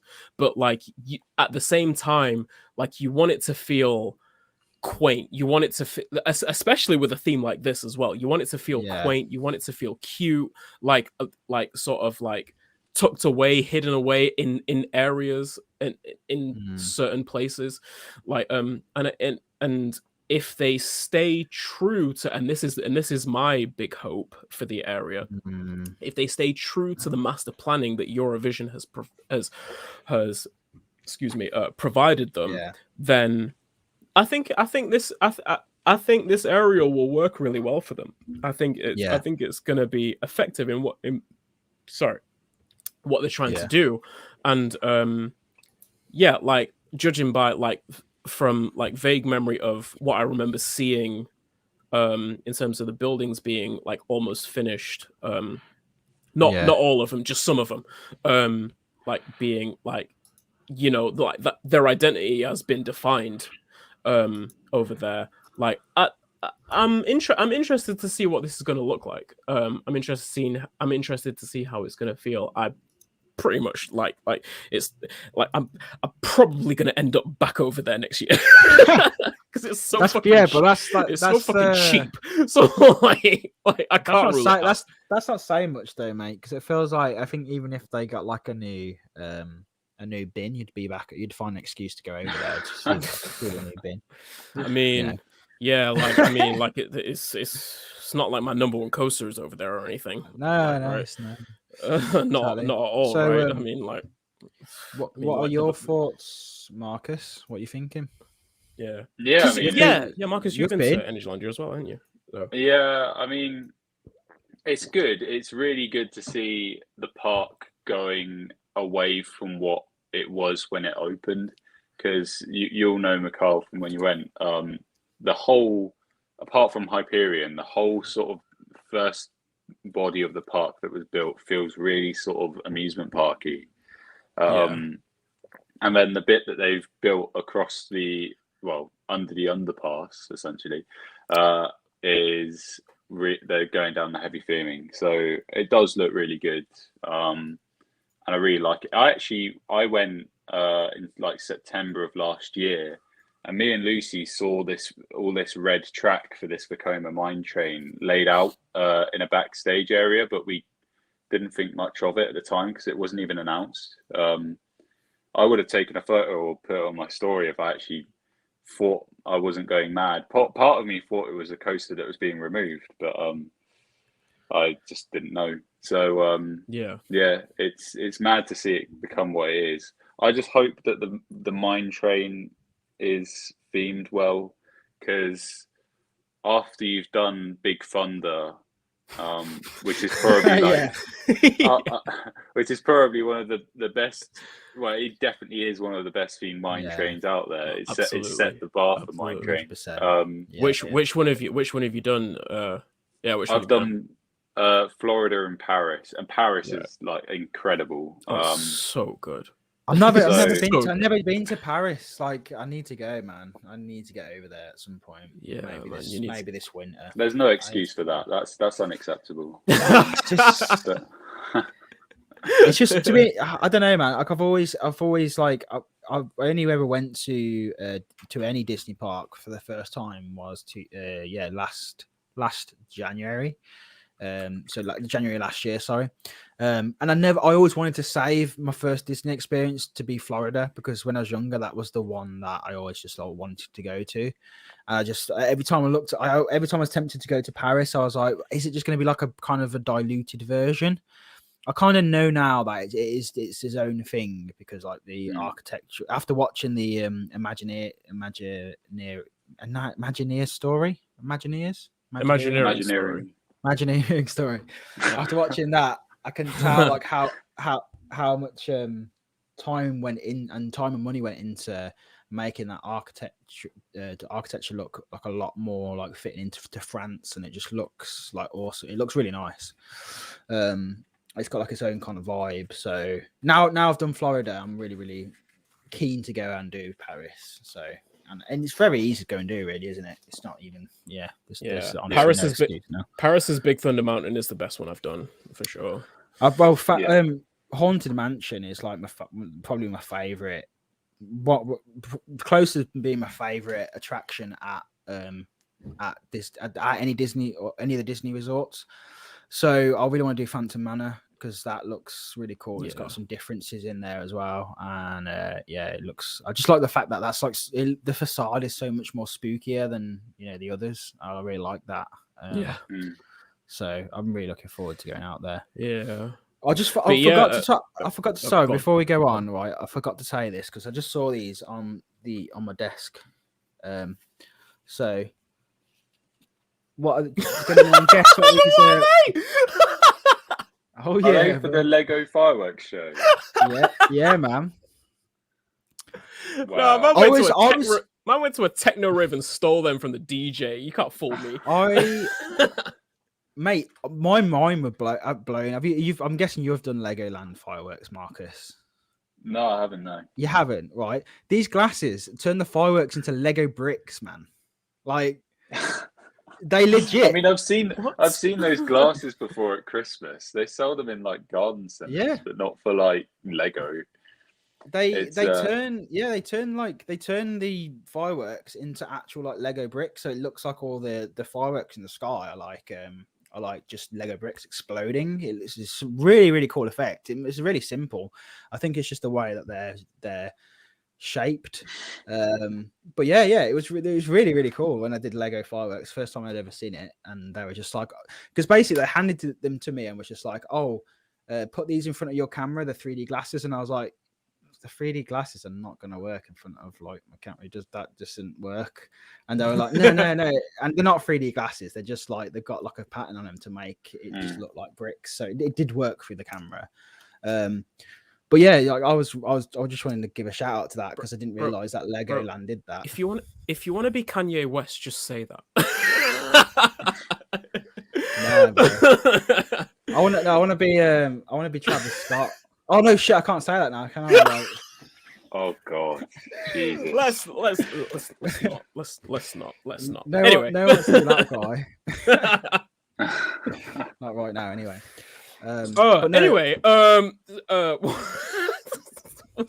was I about to say? Marcus, about just how like I suppose well themed this mine train is going to be. I was going to touch on that a little bit because obviously we've not seen any theming elements for this mine train. Like we've seen it testing, we've seen it up for a while now, and like first of all, like from the I don't know if either of you saw like the testing footage I can't remember when it was, but there was a video that floated around of the ride testing, and it looked pretty fun. It looked like it was gonna be a pretty fun mine train as far as mine trains go, but like obviously we've not seen any theming materialize yet, but like in the concept art, we see like what I can only make out to be like chocolate cookie mountains, like chocolate chip cookie mountains, something like that. What's the name of the ride going to be? Like Cocoa Chip Creek or something like that. So like if that's the plan that they have for like sort of like the mountain and canyon-esque feel of basically every mine train or almost every mine train, then I think it'd be good. I don't think it's gonna be anything mind blowing. I don't think it's gonna be anything to compare to any of the Big Thunder Mountains or like Colorado Adventure at Phantasialand or anything like that. But I feel like it's not going to be the staple of the area. I feel like the staple of the area is just going to be the area itself in comparison, like relatively speaking. But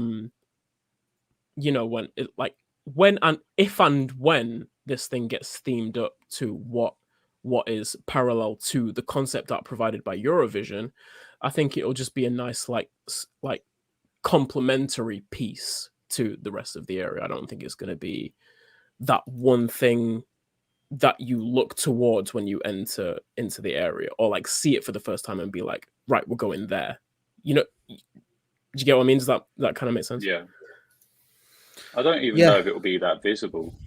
Yeah, I don't think it will be. What you mean?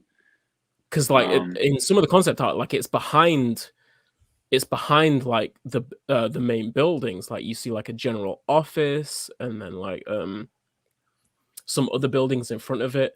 I don't know how visible. It kind of seems like it won't be that visible from like guest pathways, but like once you get on the ride, you see like what's there and stuff. Yeah. Anyway, let's move on. Right. I'm a bit bored now. Soz. To I wanted to quickly talk. Right, we're going to go on to the US travel ban, right? Being lifted, and we're going to talk because like I think Carl's like the only one with plans at the minute to go to the US. But yeah, I just want a quick talk on like little photography chat. Hashtag photography chat. Let's go for it. Now, McCall's getting really into his photography, like with some really nice pictures you're sharing, especially from like Energylandia and stuff. Like really, really cool. Obviously, we have no man, like legit man. You've like it's really nice, like seeing how like when you didn't even start that long ago, like getting seriously into it and just seeing like you're getting like really confident with it now, and you're getting up there now. And I'm not really a photographer. But I just love seeing like nicely shot photos of. I'm an enthusiast, and of course I like that. But we have thrill riders on, so it'd be rude not to talk about some of these epic images you've got. I mean, you're always showing epic images, but lately some of these shots you've been able to get over the last couple of months because of like our parks shutting a bit later. I bet you've been having like a field day with it, haven't you, Marcus? I've definitely had a field day with regards to the retro squad pictures, the long exposures. They're epic, yeah. With regards to the flash stuff, so the night shot of Nemesis, that's like it's like it's like not the opposite, but it's like the most difficult photography ever. Yeah. It's so tough. I mean that image there. Sorry, I can't get it any bigger, but I'm just sharing my screen. So, but yeah, that's that image took two of us to get, and so me and my mate Matt, I sent him down. I don't even know where the steps are. Like near where the turnaround is after the corkscrew. Yeah. And there's steps down into the pit where literally no one goes. Like no one goes down there, and it's no one goes down there. Yeah. Yeah, no one goes down there. It's such a good spot. So I'm stood at the top of the steps, and I sent my mate down into the pit with the flash and a torch. And I told him to shine the torch up on the track so I can pull focus, because you literally you can't see anything. You can't. You can't. How? That was my question. Was going to be like, how did you? Obviously, like if you're going to do like flash, you get a torch, you get a spot, you light it, and then you get your focus, and then you do your flash. That's how I know it's normally done. So what? How was you? I don't know if you want to reveal your secrets, but I mean that's basically it. I mean it's like it's easier with a mirrorless camera because you can digitally see more than you can through a mirror, because when you're looking through a DSLR mirror, you literally can only see visible light. So you can't see anything. But I mean, you just once you've got your focus, you just have to hope for the best and hope it triggers at the right time. I mean, I've got a super high speed flash, but even that's not fast enough for the fastest burst. So it's like you have to pull off some weird sort of hacks to do that sort of night photography. Is it a bit like? Is it an element of like spray and pray as well in a way? And 100%. It's less certain that you're going to get the shot 100%, and it goes against what you learn by like day photography, because day photography you'd pick your shutter speed minimum like 1,000, but like when you work with a speed flash like that, the max you could do is like 250 shutter speed. So you're basically simulating the light with the shutter speed with the light, and that's just how it works really with a slow shutter. It's probably like a lot more effort trying to explain it than actually just like showing someone, isn't it? When you try and explain it, it's so difficult. That's why I'd never normally post something to Instagram saying, "Oh, I'm super chuffed about this one," but that one in particular, I think I posted it saying this one I was surprised about. Basically, I'll just say like of all the ones you released, all the new posters that you released, like they're all awesome, but like this one was like, all right, I'm buying this one. Like I'm buying this one. I probably will be doing that as well, to be honest. 1,000%, because even with just like that photo with the font you used for Nemesis, like there's something just so haunting about that as a poster. I think that could work so well as just like a sinister representation of Nemesis. I think it works so well. Like it kind of gets across. It's weird to say that about, because like you can say that about a lot of images, but for me, I know what you kind of mean. Like this kind of it kind of represents Nemesis a lot for me in terms of like the on-ride experience, and also like it, because it's flash as well. It also has got like that kind of it's kind of got like a 90s feel to it as well in a way. Yeah, it does. That's just me. And it just that works really well for me. It just the way this the high contrast lighting of it anyway. Just the nature of how you'd have to do that would turn out like that, but. Yeah, it's just such a it's almost like it was staged in like those like like 70s, 80s, 90s horror films and stuff, like just like how it's lit up like that with the and it brings out the styling of the track, which is pretty unappreciated. I think for most people look at that. Most people look at the track and go, "Oh, look how rusty it is!" Like without realizing, like it obviously doesn't be intentional, but half of it is intentional. Like it's meant to look like that. Like and that's the first image where that's so noticeable. Like the detailing of the track and stuff, and how it is meant to look like that. But no, it's such a good photo, man. Like I can see why you're proud. Before the repaint. I mean, what? Carry on. Sorry.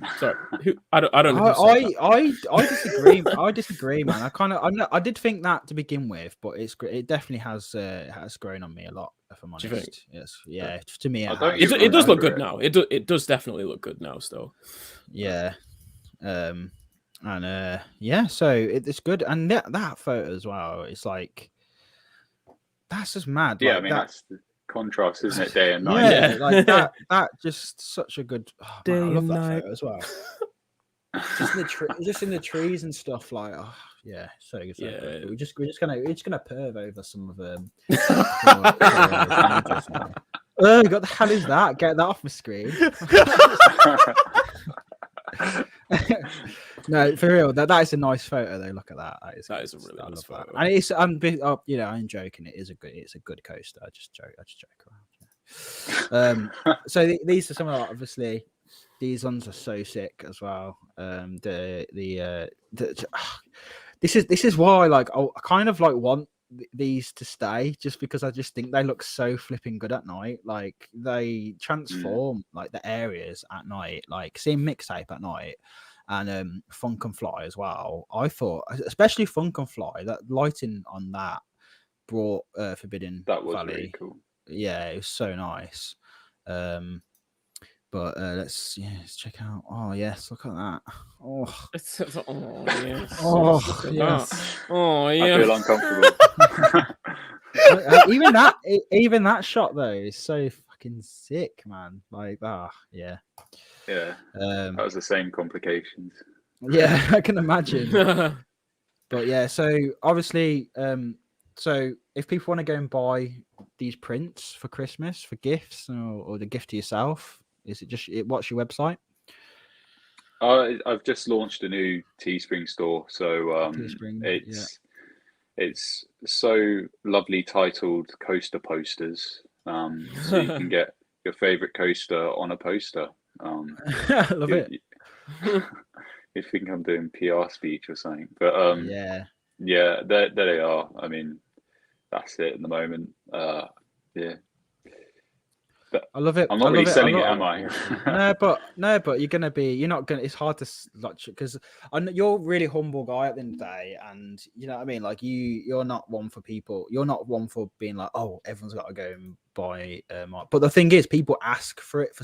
People ask for your your images to be on posters, so it makes sense for you to sell them.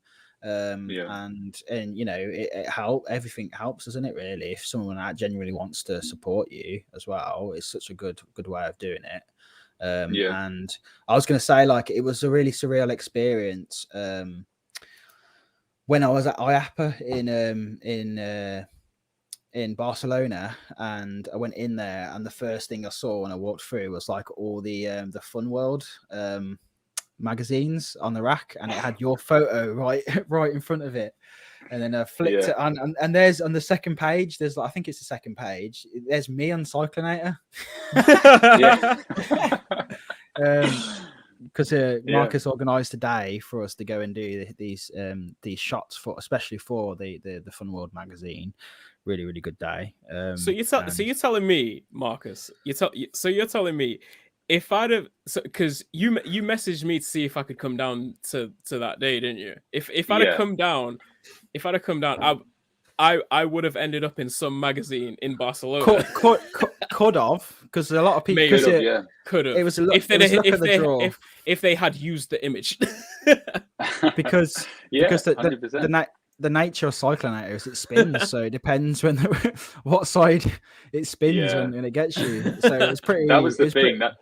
When you guys got there to the shoot, I was literally like, don't go in 100% expecting to be printed in this magazine, because one side's going to be visible to the camera, one side's not. But I couldn't take the gamble of having empty seats in the shot. So that's how it goes. But you could have been in the IAPA Fun World magazine, Mikhail. But you chose not to, and that's a decision you'll always regret. You'll have to live with that. Have you got your? I don't know how I'm going to sleep at night. Have you got your magazine yet?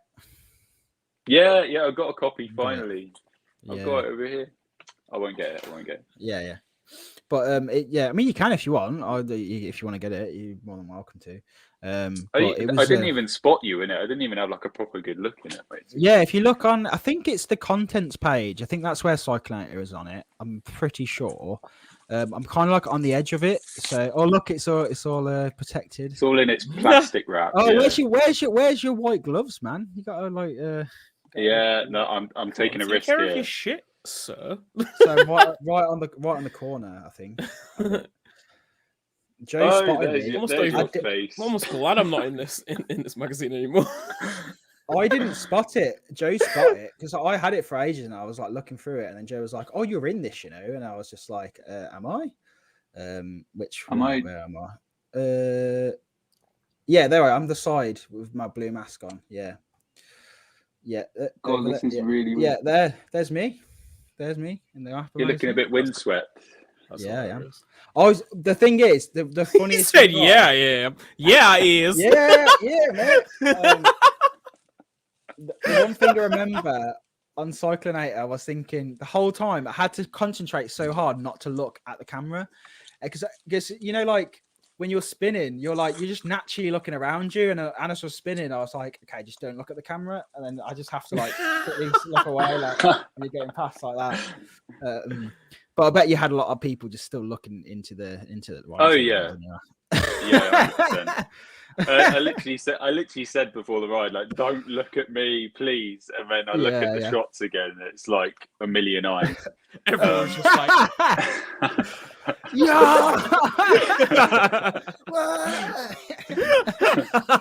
like a ride photo, on Cyclonator. But no, that was really cool. What have you got any plans for next year, Marcus, to get out to any like new, like, is there any like places you just really want to get to with your camera? And sorry before you go, is that techno Andrew goes, Sean was going, What was he doing that again? Oh yeah, that was when I was trying not to scream on Oblivion. Yeah. Honestly, I was dying when I was watching that. Honestly, it's so true though. That's literally what I do. It's not even a lie. So I can't. But yeah, is there any way you want to get to? Yeah, I mean, I'm dying to do to take photos of Fly. I mean, me and Lou have currently booked flights to go for New Year. Because every New Year, apart from last year because of COVID, but every New Year we go out of the country. It sort of spans off the back of how bad our London experience was that I was mentioning earlier. We decided we just won't be in the country anymore. So we every New Year. That's kind of my philosophy. Yeah. It's great. There's nowhere to go. There's nowhere to go in the UK. Like, there's nowhere safe to go in the UK. Like, in New Year's, everywhere just feels like dangerous. I don't know why. Yeah. Just, unless you're like young, when you're younger, you're up for going out and stuff, and you're willing to like do that. But I think once you get to the age of like past like 20, like early 20s, you start going, this is too much, like it's just too much hassle, isn't it, really? I just end up just staying in now, so that's probably a good thing to do. Just plan to get out. Well, it's just like you know, like the year before last, me and Lucy did Rotterdam. We were in Rotterdam for New Year for the fireworks, and then we went to Efteling on New Year's Day because it's just we could drive there. Sorry to cut you off, but in Rotterdam, because I know in Amsterdam, I've had experiences where they just set off flipping fireworks in the street because it's illegal, isn't it? Any other time of the year except for like New Year's, they're allowed those fireworks. 3 days. So they all just start setting them off in the streets, and it's flipping mad. That was terrifying. That was like really, really scary. That was like being in a war zone, but it was also so much better than being in London, because it wasn't like, you were still like having fun and enjoying because I think because everyone could let off their own fireworks anywhere they wanted, it was like no one gathered in the center for the main firework display. So whereas in London you have horrible crowds and you have to wait for hours, there was no one there, so you just have an amazing view no matter where you are. And it's just but not even that. I mean, you just generally, it's just like Cologne for the fireworks this year. When we're going to be in Cologne, the fireworks along the whole of the River Rhine in Cologne. So there's not one point where you have to just sort of clamber and be like London. because it's just the London Eye, it's horrible. Yeah. I'll never do it again, to be honest. But yeah, we just always combine it with going to whatever theme park is open over the winter period, and Phantasialand do the winter trim. Is that how you say it? I don't. Yeah, I think so. That's the way I say it. But yeah. So we'll do Fly as well and stuff. So that's yeah. I'm forever in conflict with myself at the minute because me and Joe, like, it's on our kind of high priority to do like Phantasialand in winter because it just looks amazing, and like for me, like Taron just looks so good at night. Like, it just looks so nice, and the fact that you just get so much opportunity for night rides on there as well is it's just a big draw for me, even away from like flying and Rookburg and stuff. But then it's like in my head I'm just like, but I also want to go to there's so many new theme parks I want to go to, and I'm like, I could go to Phantasialand and go do one new area, which is obviously a really a really good new area, but then it's like, but there's other places I could go. Like I could go try and experience like Europa Park, or I've never been there, and I don't know. It's just a difficult one. And Energylandia is open over Christmas as well, but I'm still trying to work out what is actually open. I know that I know that Ardra is meant to be open, but I don't know what else is. So me and Joe at the end of the day, we're just looking into what is actually going to be open. We got Carl Prescott, the man. Hey, yeah, what's up, boy? Well, it's incredible. But yeah, so I can't wait to see the photography from Phantasialand though, especially Rookburg. That's going to be next level. Yeah, I think. Thank you. Yeah, no, I think that's like that helps with what you were just saying for me. Because when we went to Phantasialand, it was in 2017, and it was before I launched. It's before I had an Instagram account, before I had Thrill Riders. So I never did photography in theme parks. Yeah. So I don't have any photos to show from it. So I'm like really dying to get back from that standpoint. But if I did take photos, then maybe I'd be in the same camp as you, where it's like, oh well, it's only one more new land, so do I go somewhere new? Yeah, that's a good point. I didn't think about it like that because because to be fair, like I really, when I started the channel up, when we started up Parkspill, like I wanted to go back to Efteling to do some proper filming because I was like, I can do like a really nice video here. And then that's the same sort of thing with Port Ventura as well. I was like, I love that park so much that I wanted to go back there and film there. So because I've already filmed most of Phantasialand, I haven't done Rookburg. Maybe that's another reason why I haven't felt that urge to like get back there straight away. So yeah, that probably is. Yeah, probably subconsciously, that's probably another thing as well. But also, like, I could just imagine doing a really nice little cinematic around Rookburg would be sick. I'd love to do that. So yeah, Carl's saying Phantasialand would be amazing to photo, and you guys will all get amazing pics of it. It's such a beautiful park. It is so good. I love that feeling of that park as well. Like, and that's something you can never predict. I think when you go to a park, I think this is something I hear a lot about, especially with Energylandia. Like, a lot of people go there and are surprised by like how nice the park just feels. Like you have this idea of you have this. I think a lot of people have this idea. They're going, it's going to be cool, like good coasters, but is it going to feel a bit cheap and like whatever? And then everyone comes back going, no, it doesn't. So just NF Attractions put a question in. I don't know if you guys covered this while I was away just temporarily.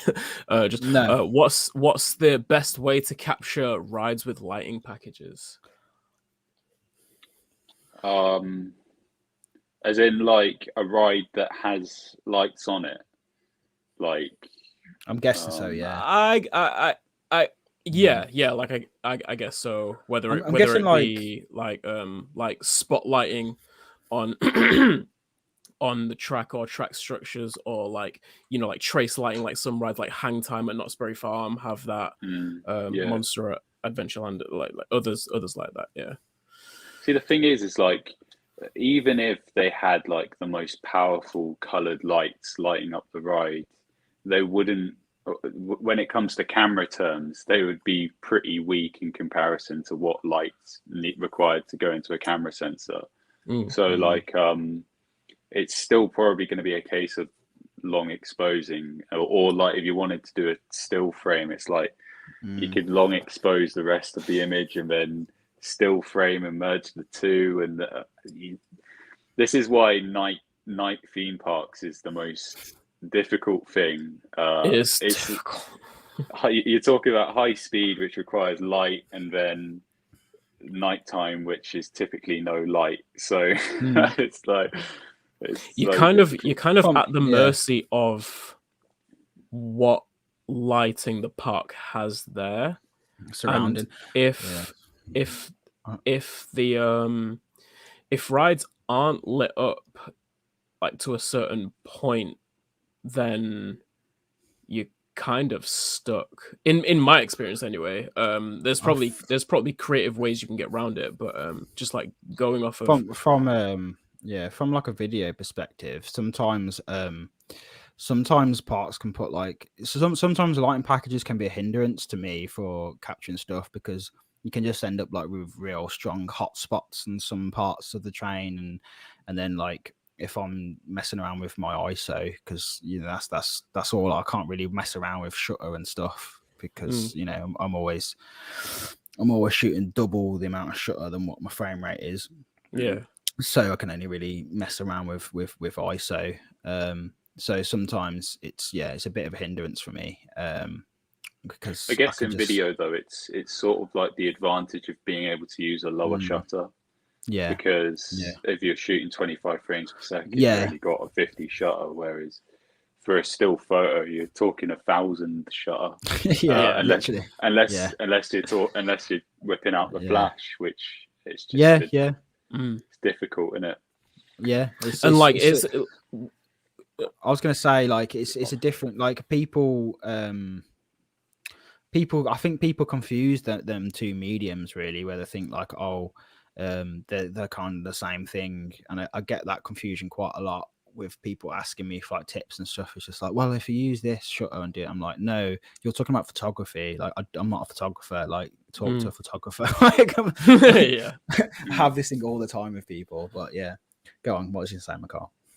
I was just gonna say, like, you can like play around with the ISO, or you can like set your camera up on just like a stable surface or a tripod if you have it and stuff, and get like some shots that really accentuate the light that you have available to you, or if you're trying to do like a light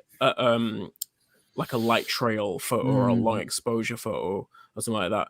But like the downside, what could possibly be a downside of that is you sort of sacrifice the darkness feel of a nighttime photo when you have a lot of light in the frame, and it's almost like it's like the amount of light in the frame, because you're shooting at such a low shutter speed, it almost like it lights up the sky to the point where it almost doesn't look like a nighttime photo anymore. You know what I mean? You could I mean, there are ways around like just controlling the different parts of the image and doing some more editing. You can get around it, but I was just thinking how different it is, because like when I first got into video, like just talking about like the whole photo versus video sort of thing, like it used to be the opposite. It used to be like, I mean, you'll probably know this, Marcus, because you'll come from a video background as well. Like, I think before you even got into photography, is that right? Yeah. Yeah, it used to be video. It used to be like you couldn't, on any camera, you couldn't even go like going past like 800 ISO was like risky. Like, you got noise straight away. So then in that perspective, like photographers had the upper hand, because they could go up, they could push up to like 2,000, even 3,000, and then just use like noise reduction and get away with it. Whereas now it's like, the camera I use now, I've got a upper native ISO of like 12,800, and you know, you can have that with cameras as well with photography and stuff, but it's just it just used to be like so different back in the day, but it's kind of almost like switched around now, where it's kind of like if you're doing video, you got a little bit more freedom, like you said, Marcus. But yeah, I think that's pretty much explained, unless anyone else anything else on the lighting package question. But I just like we've come up to 2 hours 10. I think is we going 2 hours? No, because we went a little bit long. Yeah. Anyway, we're coming to the end of the show. So before we finish, let's talk about the US has lifted their travel ban for Plague Island, aka UK. He said Plague. I honestly thought, like, what theme? I've never heard of that theme park.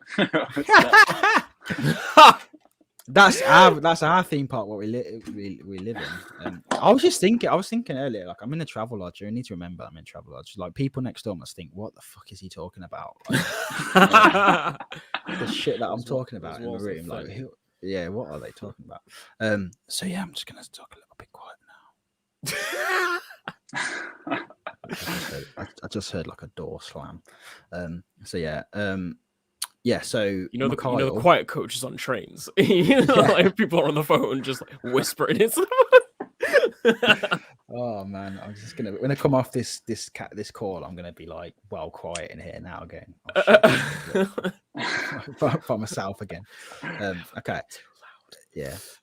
So Mikhail, you've actually got some plans, like pretty much coming up very shortly, haven't you? For your so what are you do.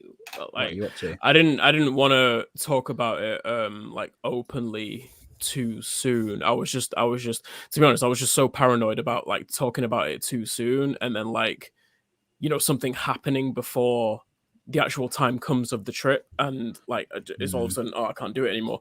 But yeah, the travel ban for fully vaccinated travelers to be able to travel to the US got lifted on Monday, the 8th of November.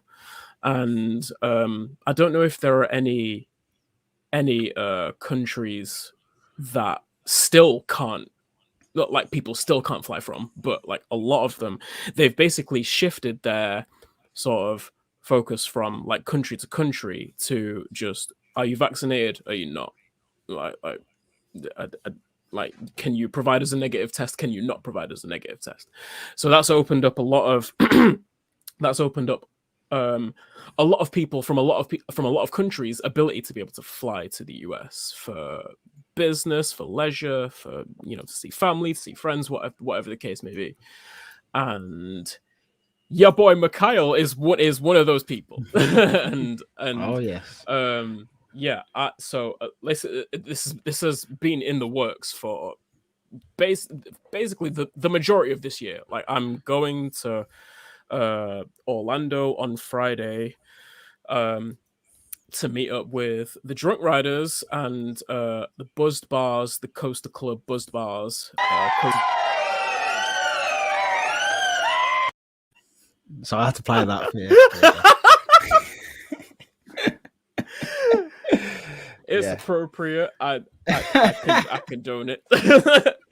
I'm gonna be meeting up with all those guys to do the Buzzed Bars Coaster Club Velocistumble event at Universal Orlando this weekend, Saturday and Sunday at Universal Orlando. Yeah, man, that's gonna be so good. Yeah, that's gonna be legendary.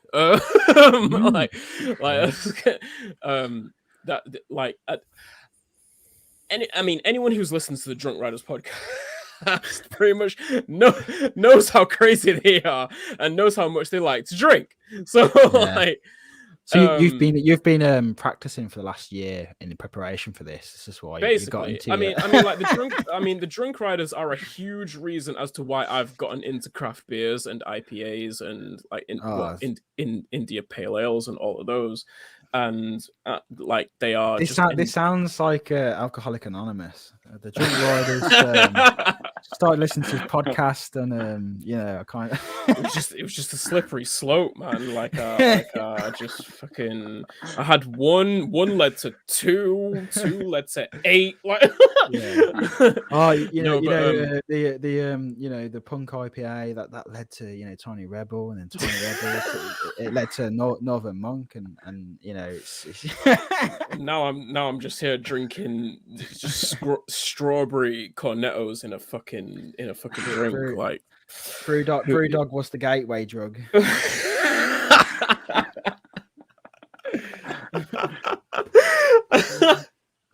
It's funny because it's kind of true. Anyway, but yeah, no, like those guys are awesome. Like, they are just like us, and I can't wait to go out and meet them and to get to know them and everybody else who's going to be there. There's like 75 plus people signed up to go to this event. It's going to be a huge event. It's going to be the biggest event that they've done so far. Like, the Buzz Bars Coaster Club hasn't been a thing for very long. They formed earlier this year, so like yeah, they're very much still in their infancy, but they're growing at an exponential rate. So like yeah, like they're just awesome people, and I can't wait to go and meet them. And yes, to finally go ride the Jurassic World Velocicoaster. That was such a mate. You messed that up then. Like, that should have been a sick reveal. The Jurassic. No, because I said the, and then I started thinking about Marcus's story on Instagram when it was like, I'm gonna ride the Nemesis, the Galactic, yeah. But sorry about that. Literally, it was the first thing that popped in my head. Anyway, I mean, I've been following the construction of Velocicoaster for the past 2 years, and once I see it in person, it's going to be one of those. It was the same with Taron. My brain is not going to want to believe that it's real. Like, it's going to be so surreal to the point where, like, I'm going to see it and just be like, no, this can't be the real Velocicoaster. I was the same with Taron. I was the same with Zadra.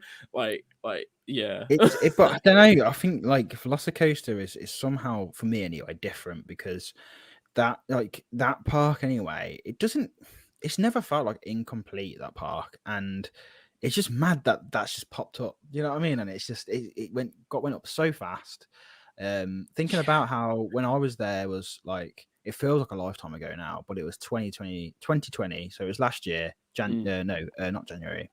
It was March. April. March, April. April, and that's when they drained like half the lake and stuff was going on. And the fact that now it's a full on, and it's like been open for ages, and it's I think I know what you know what you mean. It will be a surreal moment, like seeing it, because I think out of any coaster, I've just watched so many videos of it, seen so many pictures of it, like to the fact that it just doesn't even feel like a real thing. Like, it just doesn't feel, and it's weird. It's weird because I really want to go out there, but at the same time, like, because I want to do it so much, I've not even got like a massive urge to get out there either, in a weird way, where I'm like, I don't know. It's a weird feeling, but I'm so happy for you that you're going to be able to go and finally do it, and and especially meet up with all them guys as well, because I know how much like you love that podcast and them guys. And I mean, you ask a question at every single show, and I'm listening to the podcast, your name's always popping up, so yeah, it's always like, McConnell's asked. Oh boy, Mikhail from the UK. Yeah, it's gonna be incredible. Like, it's gonna be an incredible weekend. I'm also going to meet go visit a bunch of friends over there as well. So like, I'm going to be out there for a little bit. That's going to be incredible, just to get back to Busch Gardens Tampa, SeaWorld Orlando. I get to see some areas of Florida that I haven't seen before. Like, it's going to be an incredible trip. It's going to be an incredible trip. But yeah, like what's funny is that like when I said it on Twitter earlier today, like there's some people, you know, jumped in the comments and just been like, oh my god, yeah, same, like I'm going out there as well, like but like you probably know Ben Fry who works at Holovis. I met up with him at Barcelona in IAPA. Yeah. So he like commented back and said like, oh, same. I'm going out on Friday as well. And it was like, I'm guessing the flight to Florida is just going to be like just a bunch of thuzies just want to go out there and ride Velocos. Well, and I'm like, remember, like. You've got to remember, like, I think isn't IAPA going on at the same time, or is that gone? Yeah, it's going on at the same time. So your flight's going to be it's next week. Going to IAPA, and that's why that is why Ben's going there, because he's going to do he's going to go and do the parks. Yeah, but he's also going out there to do. He's going to for IAPA. Yeah. Which is awesome. You're gonna have that's gonna be interesting, because that was like that kind of similar to like when me and Joe went to Barcelona, because we went out there and our flight was just full of people going to IAPA, because everyone just like, you could just tell you know, everyone had all these cases and was talking about nerdy stuff. So it's gonna be interesting to see who I run into in Heathrow Airport. It could also mean it might be like well busy as well, which I don't think it will be a problem, because who cares? You're in Universal. But I mean, it's gonna have a cool energy, because you're gonna have like a lot of people all go. It was mad, because like when I was going around Ventura, like I kept bumping into people that I kind of knew from like talking to on Twitter and stuff, because they were there for IAPA. So it was a really, really cool atmosphere, and I think you're going to have that plus double when you're there in Universal, because everyone will be going there. So it's Marcus okay? Yeah, for sure. You're okay, Marcus? No, it's just a car. So. It's a cardboard cut out. It's not even. It's Marcus okay?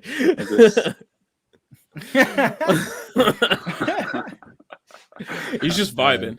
He's just up there vibing. So, I'm just very jealous of Mikhail. Yeah, I think a lot of us here are. Yeah, I spent like so much of this year being jealous of everybody else.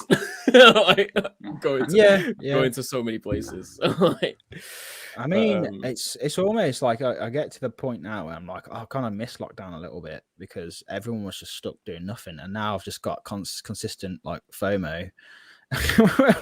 When I'm just like looking at everyone like going to all these different parks and stuff, and I'm like, oh man, remember when just no one could go anywhere? Which I'm glad everyone is going places. Honestly, yeah.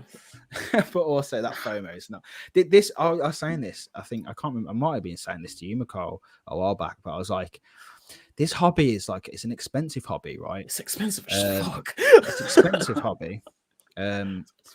But it's also one of them type of FOMO hobbies as well, you know, fear of missing out, because you're always wanting to do something what like someone else is doing, not in a bad way, in terms of like to the point where you're just like, I hope you have a shit time. Like I know that people are like that, but you know, you're always like, it's easy to be like, okay, you're going to do, you know, you're at work or something, and you just look on your phone, and you're just like, oh god, I just really want to be at Universal, or I just really want to be at Phantasialand too. Like, I want to go, you know, it's one of them type of things where it's a great hobby to be in. But also, like, I forgot to say as well, and I was saying it as well when we was talking about, you know, Marcus, when you're going out to Phantasialand, I think the great thing about this hobby is the fact that it's such a cool hobby to have, where you can just pick out these obscure locations around the world that you'd never go to, unless you was a hobby, like, you know, a hobbyist. So you kind of just pick somewhere on the map. You go, I want to go to that theme park, and then you spend like a couple of days outside of the theme park and see all these different places. Because it's like when I went to the Netherlands and I did the big Netherlands trip, I was going to all these random places around Netherlands that I'd never gone to. I think most people just go to like the generic cities and experience like a city break, and you never really get a taste of what like the different like cultures are, or different place, or the villages. Do you know what I mean? So I can't really like that aspect of it, but yeah, that just come out. nowhere. But yeah, Deep. No, I agree though. I mean, like I without Energylandia, I would have had I'd had no reason to go to Poland. Yeah, I think like not many people. I think unless you've got like family out there or there's a reason to visit for like work reasons or something, like places like where especially where Energylandia is, like why would you go to that location? You probably wouldn't. You'd go just to the main places, and I think that's something that's overlooked by some people. You know, especially when people go, oh, like I don't know, it's that age-old argument where someone goes, "Why do you want to go to theme parks? Why don't you just go to like somewhere that's real?" Like, and it's just like, well, what is real though? This is getting way too deep now. Sorry, but what is real, man? Hey, deep conversation is good, but yeah, yeah, no, let's talk about Flosscoaster. This, yeah, no, I agree with everything you're saying, and you know, like hobbies in general lead us to, you know, discover other things about the world that we would have never been privy to otherwise, and like hobbyism, like in general, does that a lot of the times, no matter what hobby it is. Like it's not just theme parks that do that, right? So yeah, it's a good thing. It's a good thing to be a part of. It's a good thing to like have a passion for in that sense. But yeah, no, Velocicoaster's gonna be fucking sick. I can't wait. For God's sake, man! Like, like just casually doing Zarja and Hyperion, and now you're doing Velocicoaster. Well, yeah, it's unacceptable. Think about the rest of us. Come on, man. I know, man. Oh yeah, What is that? What is that Lego model you've got like to the right of you? I've only just noticed that. It's hyperspace. I was about to say, is that Hyperspace Mountain? That's awesome. Yeah. That just sits on my work desk. Just right next to me there. I actually forgot that was there. Someone said earlier that I think I can't remember who it was now, but someone said, "Does Marcus have his name on his wallpaper in case he forgets his name?"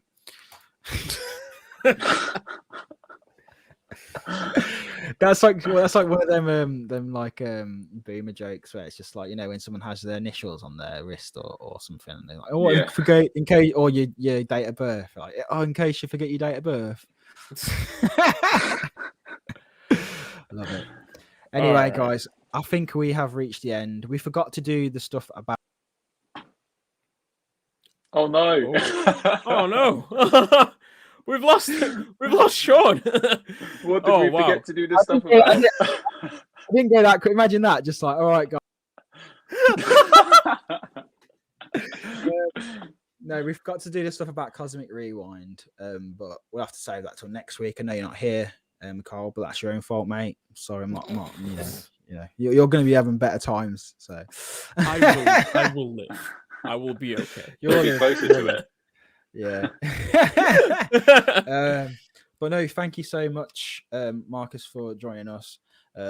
It's your first very talk words. What? You're our very first. Honestly, this Peroni gluten-free is like 1.7 units. So I'm not even drunk. So I don't know. It's been a long day. But yeah, thank you so much. Thanks so much for joining us. You're our very first official guest on the Chain Dogs. In fact, we weren't thinking of bringing on like other. Am I actually? Yeah, you are. You're literally our very first guest. We weren't actually thinking of bringing on like other people, and something we want to do in the future is like bring more people in and like have this more as like a kind of an open and open thing. But we thought we'd do probably like 20 episodes. But it seems like we're opening the floodgates, so we're going to get on more people, I think, going forward. But yeah, thanks for being our very first guest, man. I really, really appreciate it. Was always in the plans. Yeah. No worries. Thanks for having me. Yeah. No, thank you. Yeah. It's been a pleasure as always. It has. Thanks so much for sticking with us. We still have 11 people watching us live. Like, how amazing is that? Like, Jesus, like, you got nothing else better to do? Like, what's going on? Why are you watching? Why do you like us so much? honestly though, we do appreciate it. It's just like so a lot of times we forget that people even watching, so it's mad. Yeah, thank you all for watching. Again, if you're listening to this on the podcast, come and join us every Wednesday at 7:30 UK time. And get involved in the chat, in the comments. Get involved in the conversation. That would be the professional thing to say, isn't it? Get involved in the conversation. Comment, subscribe, guys. Like, comment, subscribe. Yeah, make sure that you like this video if you haven't already. That would be really appreciated. Make sure you subscribed as well. I'm gonna say it anyway. nothing to point to. Smash that like button. Yeah, smash that like button. So has anyone else got anything? Have I missed anything out? Has anyone else got anything to say? Are we all good? Anyone got anything to plug? No, I think we don't know anything. So thank you so much. We will see you I will see you next week with the other guys. Thanks so much. See you later. Bye.